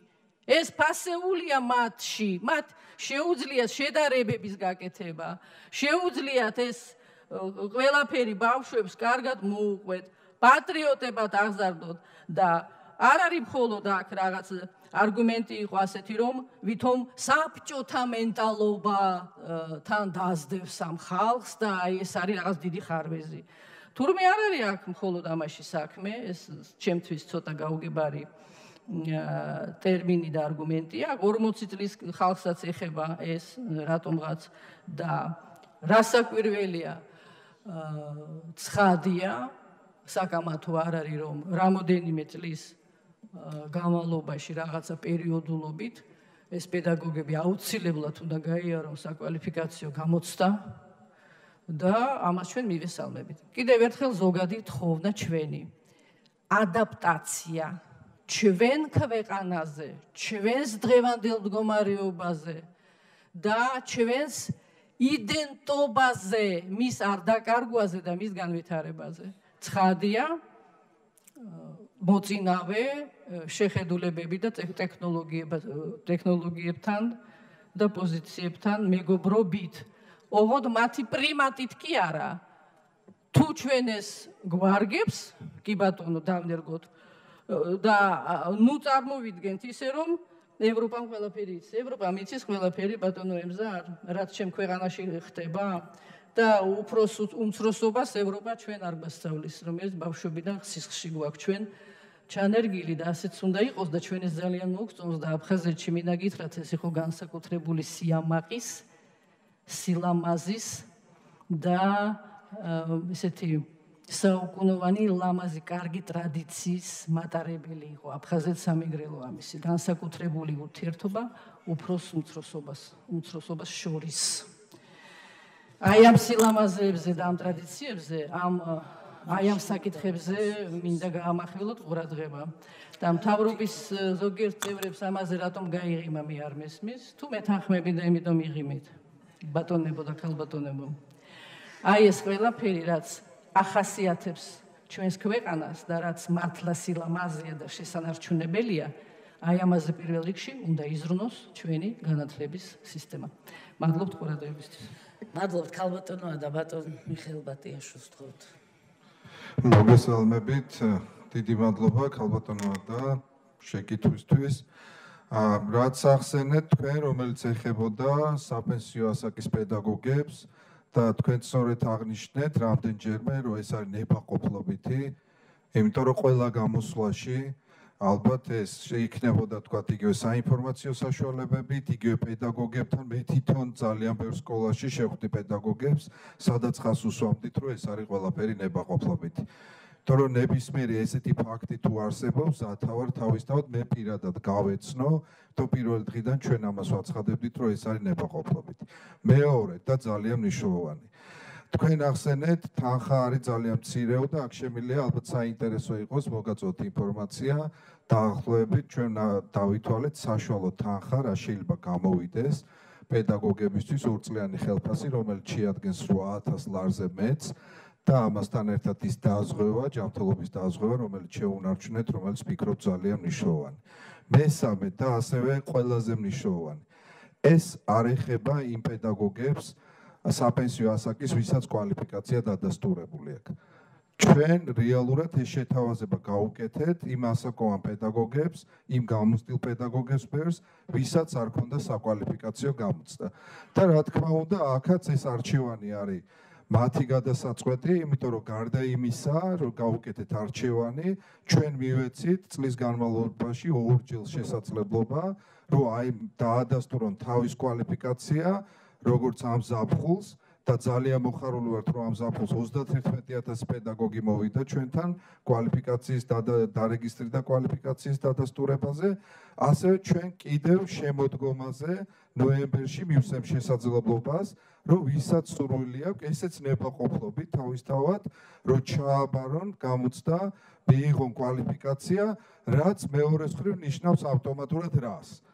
ჩვენ სექტემბრიდან თქვენ მოგიხსენებათ უკვე იზრდება ყველა პედაგოგის ხელფასი, ვისაც კვალიფიკაცია დადასტურებული აქვს და მართლაც პირველად იზრდება ამ ხელა მასშტაბით და ეს ეხება ფაქტიურად ყველა კვალიფიკაცია დადასტურებულ პედაგოგს და ასევე მნიშვნელოვანი რაც არის თავისთავად სკოლის დირექტორს, ადმინისტრაციას, ანუ ფაქტიურად მთელ სისტემაში მთავრობის გადაწყვეტილებით და მთელი გუნდის მუშაობით მივახციეთ იმას, რომ ამხელა მნიშვნელოვანი მართლაც ცვლილება ხდება განათლებაში პირობების გაუმჯობესებით. თუმცა დაგეთანხმებით, აქ სამუშაო ძალიან ბევრია, რომელიც ეხება, როგორც ვთქვათ, როგორც პედაგოგების კვალიფიკაციის გაუმჯობესებას და რა თქმა უნდა, თავისთავად ყოველწლიურად ამათი პირობების გაუმჯობესებას, რაც ასევე დაწყებული წლევანდელი სექტემბრიდან ჩვენ ყოველწლიურად ამას უზრუნველყოფთ, რომ მათი ანაზღაურება იყოს ღირსეული, მათი კვალიფიკაცია იყოს მნიშვნელოვნად გაზრდილი, რაც თავისთავად ემსახურება სწორედ სისტემის გაუმჯობესებას და სკოლაში სწავლების ხარისხის გაზრდას. მეორე საკითხი, რომელიც ახსენეთ და ესეც როგორც ვთქვით, ხელფასების და მოხდება ყოველწლიურად და შეეხება როგორც პედაგოგებს, ისევე სკოლის ადმინისტრაციას მთელი სისტემის ჩათვლით, გაგრძელდება ეტაპობრივად და ის პროგრამა, რომელიც მთავრობამ წარმოადგინა, სწორედ გულისხმობს იმას, რომ პედაგოგის კვალიფიკაცია იყოს ერთ-ერთი ყველაზე მნიშვნელოვნად დაფასებული, იმიტომ რომ მართლაც ისინი ჩვენ ზრუნავენ ჩვენ შვილებზე. მეორე, რაც ახსენეთ, იგივე ჩვენი ეროვნული ფასეულობები და კულტურა, მე მგონი ჩვენი მთავრობა ვართ, რომელმაც უზრუნველყავით ის, რომ გოგებაშვილის დედაენა მნიშვნელოვანია, რომ დაბრუნდეს სკოლებში. ასევე, რა თქმა უნდა, იმ ტექნოლოგიებთან, თანამედროვე მიღწევებთან ერთად, იმიტომ რომ ჩვენ თვლით, ჩვენი ხედვა ზუსტად ის არის, რომ ჩვენი ბავშვები უნდა იზრდებოდნენ ჩვენ ეროვნულ მოტივებზე, კულტურულ ფასეულობებზე და ასევე ფლობდნენ იმ თანამედროვე ტექნოლოგიურ მიღწევებს, რომელიც ასევე მნიშვნელოვანია, რომ ისინი მომავალში იყვნენ წარმატებული ადამიანები. ამიტომ ჩვენ ვფიქრობთ, რომ ეს რეფორმის ნაბიჯები, რომელიც იდგმება, პირველ რიგში აქ გათვალისწინებულია ყველა პედაგოგის ინტერესი, აქ არის ყველა ადამიანის უფლება, იმიტომ რომ ნებისმიერი ცვლილება, რომელსაც ვახორციელებთ, სწორედ ნებაყოფლობით სისტემაზეა დამყარებული. და ერთადერთ მიზანს ემსახურება, როგორც მათი პირობები გაუმჯობესდეს, ასევე გაიზარდოს სწავლის ხარისხი, რაც ჩვენი ქვეყნისთვის ვფიქრობთ, რომ ძალიან მნიშვნელოვანია. მადლობთ. დიდი მადლობა. მე მინდა ვთხოვ ბატონ გიორგის გააკეთო შემაჯამებელი მოხსენება. ვთხოვთ ბატონ. პატივსაცემლო თავმჯდომარებ, ძვირფასო დეპუტატებო, პირველ რიგში მინდა მადლობა გადაგიხადოთ დღევანდელი შეხვედრისთვის. მე მეცდები ვიყო მაქსიმალურად, ასე ვთქვათ, მჭიდროდ მოგახსენოთ რამდენიმე სიტყვით. ჩვენი ძირითადი პრინციპი იქნება კონკრეტული ნაბიჯები, ქმედებები და საქმე. ჩვენ ძალიან კარგად გვესმის, რომ ჩვენ მოქალაქეებს აღარ აინტერესებთ ახალი ინიციატივები, პროგრამები. ესეთი ინიციატივები კარგი, მათ შორის წარმატებული პროგრამები ჩვენ ბევრი გვაქვს, ჩვენ დღეს უკვე გვჭირდება კონკრეტული საქმე. თითოეული ჩვენი მოქალაქისთვის, ქალაქში იქნება ეს თუ სოფელში. სახელმწიფოს განსახიერება არის ის ჩინოვნიკი, რომელსაც ის ყოველდღე ხვდება და ეს საჯარო მოხელემა ან შეუძლია მისი პრობლემები მოაგვაროს, ან არ შეუძლია. ამიტომ მინდა გითხრათ, რომ ეფექტიანობა, ქმედითობა, დისციპლინა ეს იქნება ძირითადი პრინციპები, რომლებზეც იმუშავებს ეს მთავრობა. რა თქმა უნდა, ჩვენ ძირითად აქცენტებს გავაკეთებთ იმ განზომილებებზე, რომლებიც პრინციპულად მნიშვნელოვანია ქვეყნის განვითარებისთვის და რომლებზეც ჩვენ ზოგჯერ შინაარსობრივად, ზოგჯერ ზედაპირულად დღესაც ვისაუბრეთ, ეს გახლავთ პირველ რიგში, რა თქმა უნდა, უსაფრთხოება და ამ განზომილების ძირითადი გამოწვევა ეს გახლავთ ოკუპაცია. რა თქმა უნდა, მეორე უმნიშვნელოვანესი ჩვენი ქვეყნისთვის განზომილება ეს არის ეკონომიკა, ეკონომიკური განვითარება და ამ განზომილების ყველაზე მნიშვნელოვანი გამოწვევა გახლავთ სამუშაო ადგილები და რა თქმა უნდა, მესამე უმნიშვნელოვანესი განზომილება ეს არის ადამიანური კაპიტალის განვითარება და აქ ყველაზე დიდი გამოწვევა გახლავთ განათლება. რა თქმა უნდა, ეს ყველაფერი შესაძლებელი იქნება ეფექტური და ეფექტიანი საჯარო სამსახურის პირობებში, რომელიც იქნება მიმართული კონკრეტული მიზნების, კონკრეტული ქმედებების, კონკრეტული ნაბიჯების და საქმის კეთებისთვის და რომელიც რაც მთავარია, იქნება მიმართული ხალხის მსახურებისთვის. ეს არის ის ძირითადი პრინციპები, რომელზეც იქნება დამყარებული ამ მთავრობის მუშაობა. რა თქმა უნდა, ჩვენ გვექნება საშუალება პლენარული სხდომის ფარგლებშიც უფრო შინაარსში შევიდეთ ბევრ საკითხებთან მიმართებაში და სიმბოლურად მინდა ეს დღევანდელი ჩვენი შეხვედრა დავასრულოთ თქვენი ბოლო კითხვით, რომელიც ეხებოდა ბავშვებს და გაჭირვებას იქ, სადაც ყველაზე მტკივნეულია ჩვენი თითოეული მოქალაქისთვის. მე მინდა გითხრათ, რომ სოციალური დახმარება, სოციალურ დაუცველ ოჯახებში, სადაც ასეთი ბავშვები სამწუხაროდ არსებობენ, არის რამოდენიმეჯერ გაზრდილი, დაახლოებით 5 ჯერ, დღეს ეს წარმოადგენს დაახლოებით 50 ლარს და ესეთი დახმარება ეძლევა 140,000 ბავშვს, თუმცა გვისმის ისიც, რომ ეს საკმარისი არ არის. ჩვენ აქ უნდა დავიცვათ ბალანსი და უნდა გვესმოდეს, რომ ჩვენი სახელმწიფოს, ჩვენი ეკონომიკის რესურსები არის შეზღუდული, თუმცა აბსოლუტურად გეთანხმებით იმაში, რომ პირველ რიგში ყველაზე მეტი რესურსი უნდა იყოს მიმართული ბავშვების, მათი სოციალური დახმარების, მათი ჯანმრთელობის, მათი განათლების, რათა რამე თუ ეს არის ჩვენი მომავალი. და ბოლოს კიდევ ერთი პრინციპი, რომელიც იქნება გამსაზღვრელი ამ მთავრობის მუშაობის, გახლავთ ის, რომ ჩვენ ყველას კარგად უნდა გვესმოდეს, რომ ჩვენი, ასე ვთქვათ, წარმატება შეიძლება იყოს დამყარებული მხოლოდ და მხოლოდ ერთობლივ მძიმე შრომაზე, მთავრობის, ხელისუფლების და თითოეული მოქალაქის. მადლობა. მადლობთ ბატონ გიორგი, მე უბრალოდ ადგილი მინდა შევიცვალო, ქვედა ტრიბუნასთან გადმოვინაცვლებ ჩემი შემაჯამებელი მოხსენებისთვის.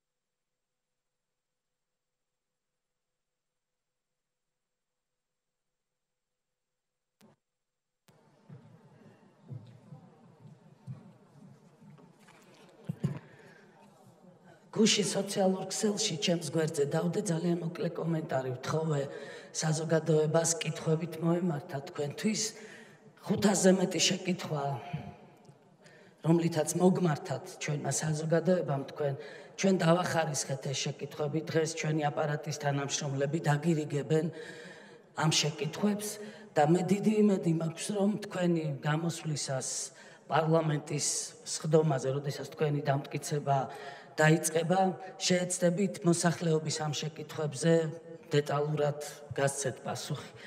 ძალიან მნიშვნელოვანია მთავრობას ესმოდეს ხალხის ხმა და გრძნობდეს განწყობას, რაც არის ქვეყანაში. სამწუხაროდ უმძიმესი მდგომარეობაა დღეს საქართველოში. მე მინდა დავიწყო 21 ივნისის მოვლენებით, მივყვე და შევაჯამო დღევანდელი ჩვენი საუბარი. ძიმე გამოსვლა მექნება თავიდანვე მინდა გაცნობოთ, არ იქნება ეს სასიამოვნო თქვენთვის და არ ჩემთვის არ არის სასიამოვნო. რეალურად ხალხი 20 ივნისის მოვლენებისას დაშალა გაზმა და წყლის ჭაუმა. რეზინის ტყვიების გამოყენება საჭიროება ამისი არ იყო. არ უნდა გამოგვეყენებინა რეზინის ტყვიები. იმიტომ რომ ამან დაასახიჩრა ადამიანები და ეს არის ძალიან მძიმე შედეგი. მე დარწმუნებული ვარ თქვენ განიცდით ამას, ძალიან ღრმად განიცდით როგორც ადამიანი, მაგრამ ჩვენი განცდები ვერ ეხმარება იმ ადამიანებს, რომლებიც დაზარალდნენ ამ ტრაგიკული მოვლენებისას. მაგრამ არის ასევე არანაკლებად მნიშვნელოვანი მხარე, რომ პარლამენტში შეჭრის მსურველი უნდა გააჩეროთ. კი ბატონო, აუცილებლად სახელმწიფომ უნდა გააჩეროს ჯგუფები, რომლებიც გადაწყვეტენ შეიჭრენ პარლამენტში, მაგრამ აქ მეთოდზეა საუბარი. რა მეთოდს გამოიყენებს სახელმწიფო და დოზირება და ბალანსი ყოველთვის უნდა იყოს დაცული. მე ბევრჯერ მომხვდა რეზინის ტყვიაც, ბევრ დარბევაში მოვყევი თითქმის ყველა ძვალი დამტრეული მაქვს ეს ბევრჯერ მithქვამს და ამას იმიტომ კი არ ვამბობ, რომ ვინმეს თავი შეგაცოდოთ. ღმერთმა დამიფაროს, ამას იმიტომ ვამბობ, რომ თაობა გაიზარდა 7 წლის მანძილზე ამ ქვეყანაში, რომელსაც აღარ ახსოვს, საერთოდ არ იცის რა იყო 7 ნოემბერი, 26 მაისი და როდესაც ჩვენ საინფორმაციო პოლიტიკაზე ვლაპარაკობთ, ძალიან ძიმე რეალობის წინაშე ვდგავართ. ჩვენ მოგვიწევს იმ ტიპის საინფორმაციო პოლიტიკის წარმოება, რომ ამ თაობას თავიდან მოუყვეთ, რა რეჟიმთან ჰქონდა ჩვენ საქმე 2003-2011 წლებში. და მოუყვეთ და უთხრათ, რომ იყო 7 ნოემბერი, იყო 26 მაისი, მაგრამ რეზინის ტყვიები არა. არასდროს არ უნდა გამოვიყენოთ ჩვენ ადამიანის სიცოცხლისთვის სახიფათო იარაღი და სწორედ ამ ინიციატივაზე ისაუბრა ჩვენი ფრაქციის თავმჯდომარემ და ამ ინიციატივას დავარეგისტრირებთ ჩვენ პარლამენტში, რომ ადამიანის სიცოცხლისთვის საშიში იარაღის გამოყენება არ ხდებოდეს მაშინ, როდესაც სახელმწიფო იცავს მის ინტერესს და სახელმწიფო დაწესებულებებს იცავს უკანონო შეჭრისგან. თქვენი ქმედებებიდან მე ძალიან მწუხარ, მაგრამ არ ჩანს პატივისცემა თქვენი კოლეგებისადმი, იგივე ჩვენდამი.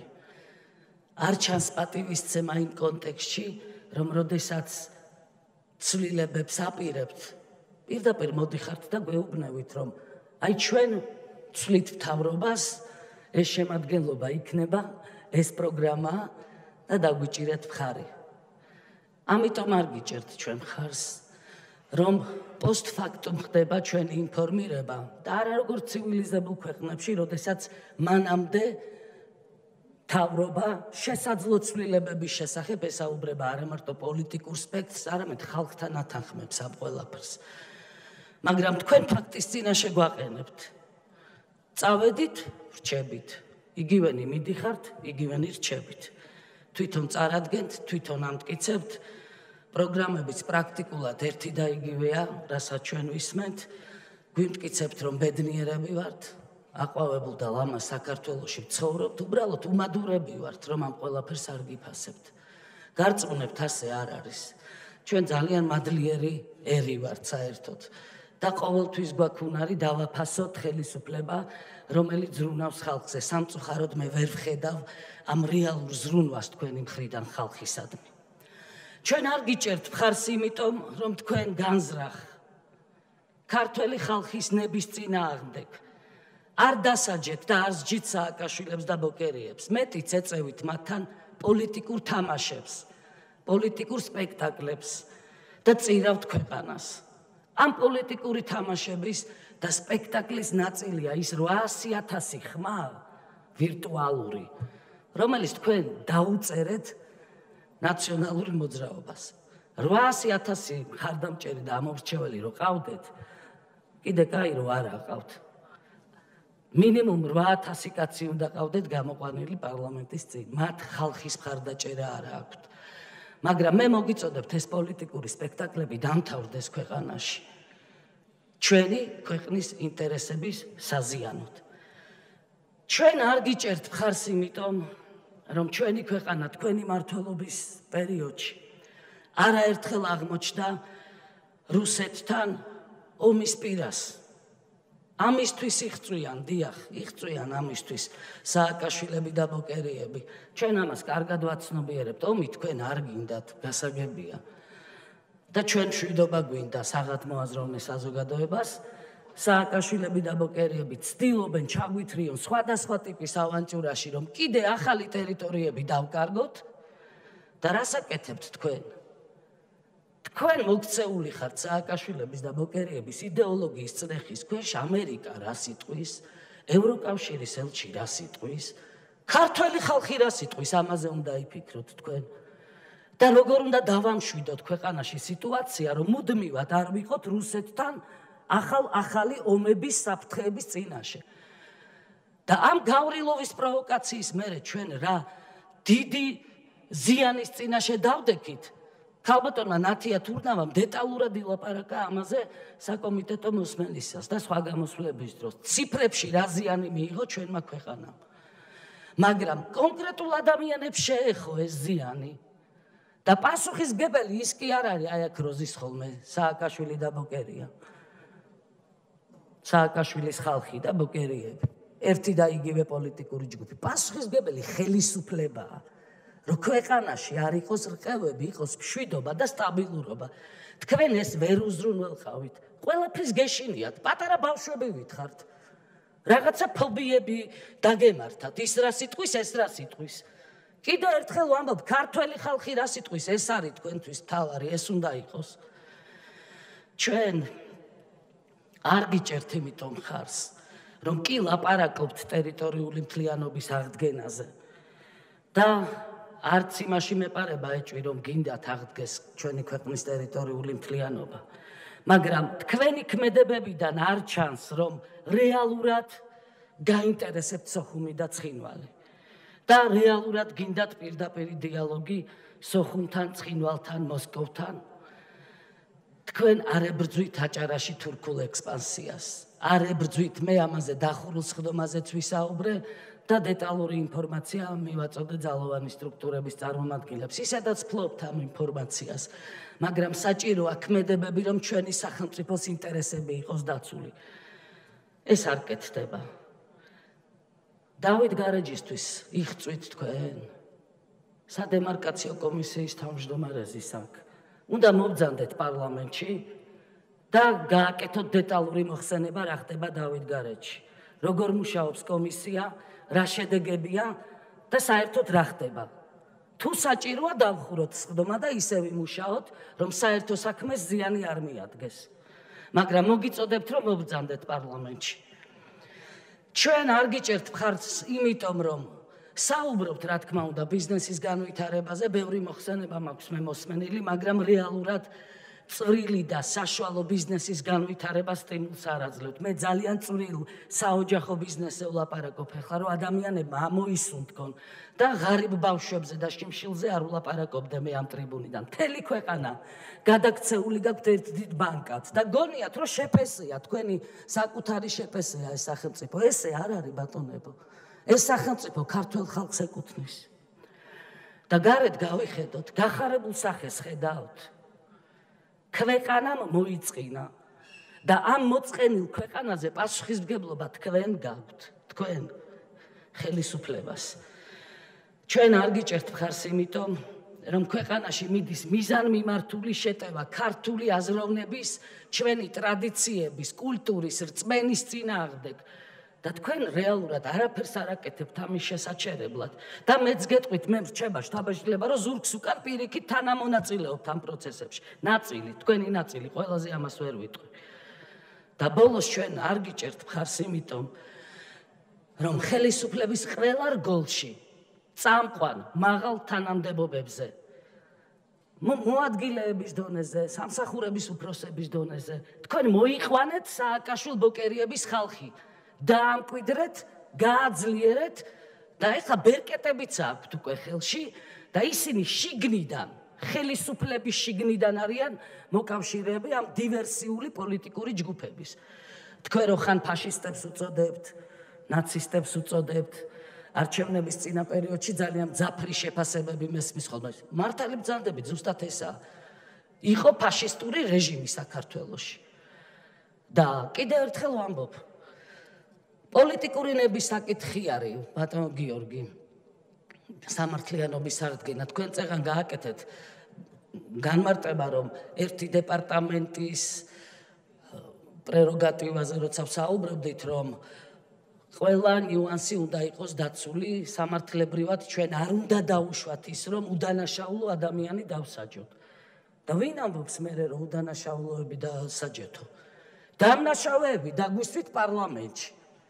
ცოცხალი კაცი სულხან მოლაშვილი ხელსადებდა ამან მაწამაო და მე არ ვიცი ამაზე მეტი მტკიცებულება რა უნდა იყოს ბუნებაში კიდევ. ბატონ ირაკლის კარგად ახსოვს კასრების კადრების პრეზენტაცია. იქ რამდენიმე ჟურნალისტმა ვერ გაუძლო ამის ყურებას და თუ გახსოვთ ბატონო ირაკლი დარბაზი დატოვეს, ხო? სად არის ეს კადრები? ამოვიღოთ და ვაჩვენოთ ამ ხალხს, რომ გამოიღვიძონ. და იმ თაობას ვაჩვენოთ, აი ამ 7 წლის მანძილზე გაზრდილ თაობას, რომელსაც აღარ ახსოვს რა ხდებოდა როგორ აღმოაჩინეთ სამეგრელოში ის კადრები და რა სადიზმს ჰქონდა ადგილი. არავის არ შეუწუხდება გული, იქ რამდენიმე ჟურნალისტი გახსოვთ საუბრობდა იმაზე, რომ ეს შეაშინებს საზოგადოებას, დაიწყება ვნებათა ღელვა. არაფერი ვნებათა ღელვა არ დაიწყება საზოგადოებაში. უნდა ნახოს ხალხმა, რა სადისტურ რეჟიმთან ჰქონდა საქმე. ამისი მომხრე ვართ ჩვენ. და მე ბოლოს მინდა ვისურვო ერთი რამ. ნუ თუ ესეთი ბევრია, რომ ამდენი ჭკვიანი ადამიანი მთავრობაში, რომელსაც პრეტენზია აქვს, რომ ჭკვიანია. ამდენი დეპუტატი, რომლებსაც ასევე გვაქვს პრეტენზია, რომ ჭკვიანები ვარ და ხალხი მხარს გვიჭერს. როგორ ვერ უვლით ამ პატარა ქვეყანას? რატომ ვერ უვლით ამ პატარა ქვეყანას? ჩვენ გარშემო ყველამ გაიხარა. სომხეთს გადავხედოთ რა ხდება. დანაკარგების გარეშე ასოცირების ხელშეკრულებაც აქვს გაფორმებული. დანაკარგების გარეშე თანამშრომლებენ რუსებთანაც, ამერიკელებთანაც, ევროპასთანაც ჩვენ რა გვემართება? რატო ხდებით, რატო გავიხადეთ თავი ესე ბოკერიების და სააკაშვილების იდეოლოგიის მძევლებად? სამხედრო მიუმხრობლობაზე ვლაპარაკობთ ჩვენ.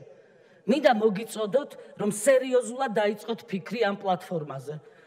ეს არის ევროპული მოდელი, ეს არის ჟენევის, ავსტრიის, ფინეთის მოდელი, ძალიან წარმატებული მოდელები და მე გარწმუნებთ თქვენ, რომ სამხედრო მიუმხრობლობის ეს მოდელი აუცილებლად იქნება მხარდაჭერილი ამერიკელების მხრიდანაც. მე გარწმუნებთ, რომ ეს ყველასთვის გამოსავალი იქნება საქართველოს, რომ ეს გზა აირჩიოს და ეს გეზი. ნატოსთვისაც, რომელიც რეალურად არ გვიღებს ჩვენ. ეს უთხარით ქართველ ხალხს ღიად.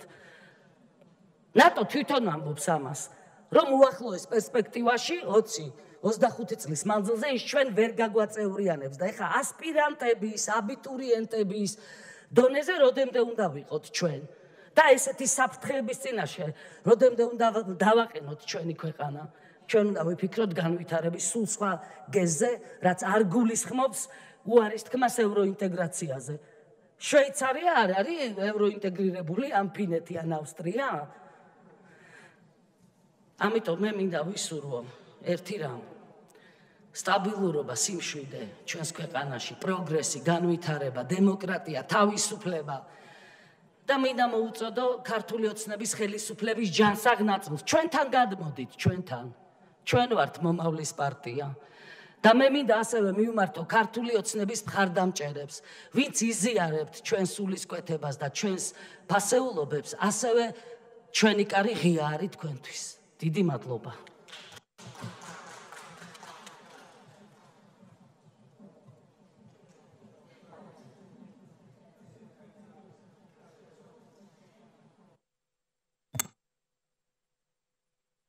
მობრძანებისთვის დღევანდელ სხდომას დახურულად ვაცხადებ. მადლობთ.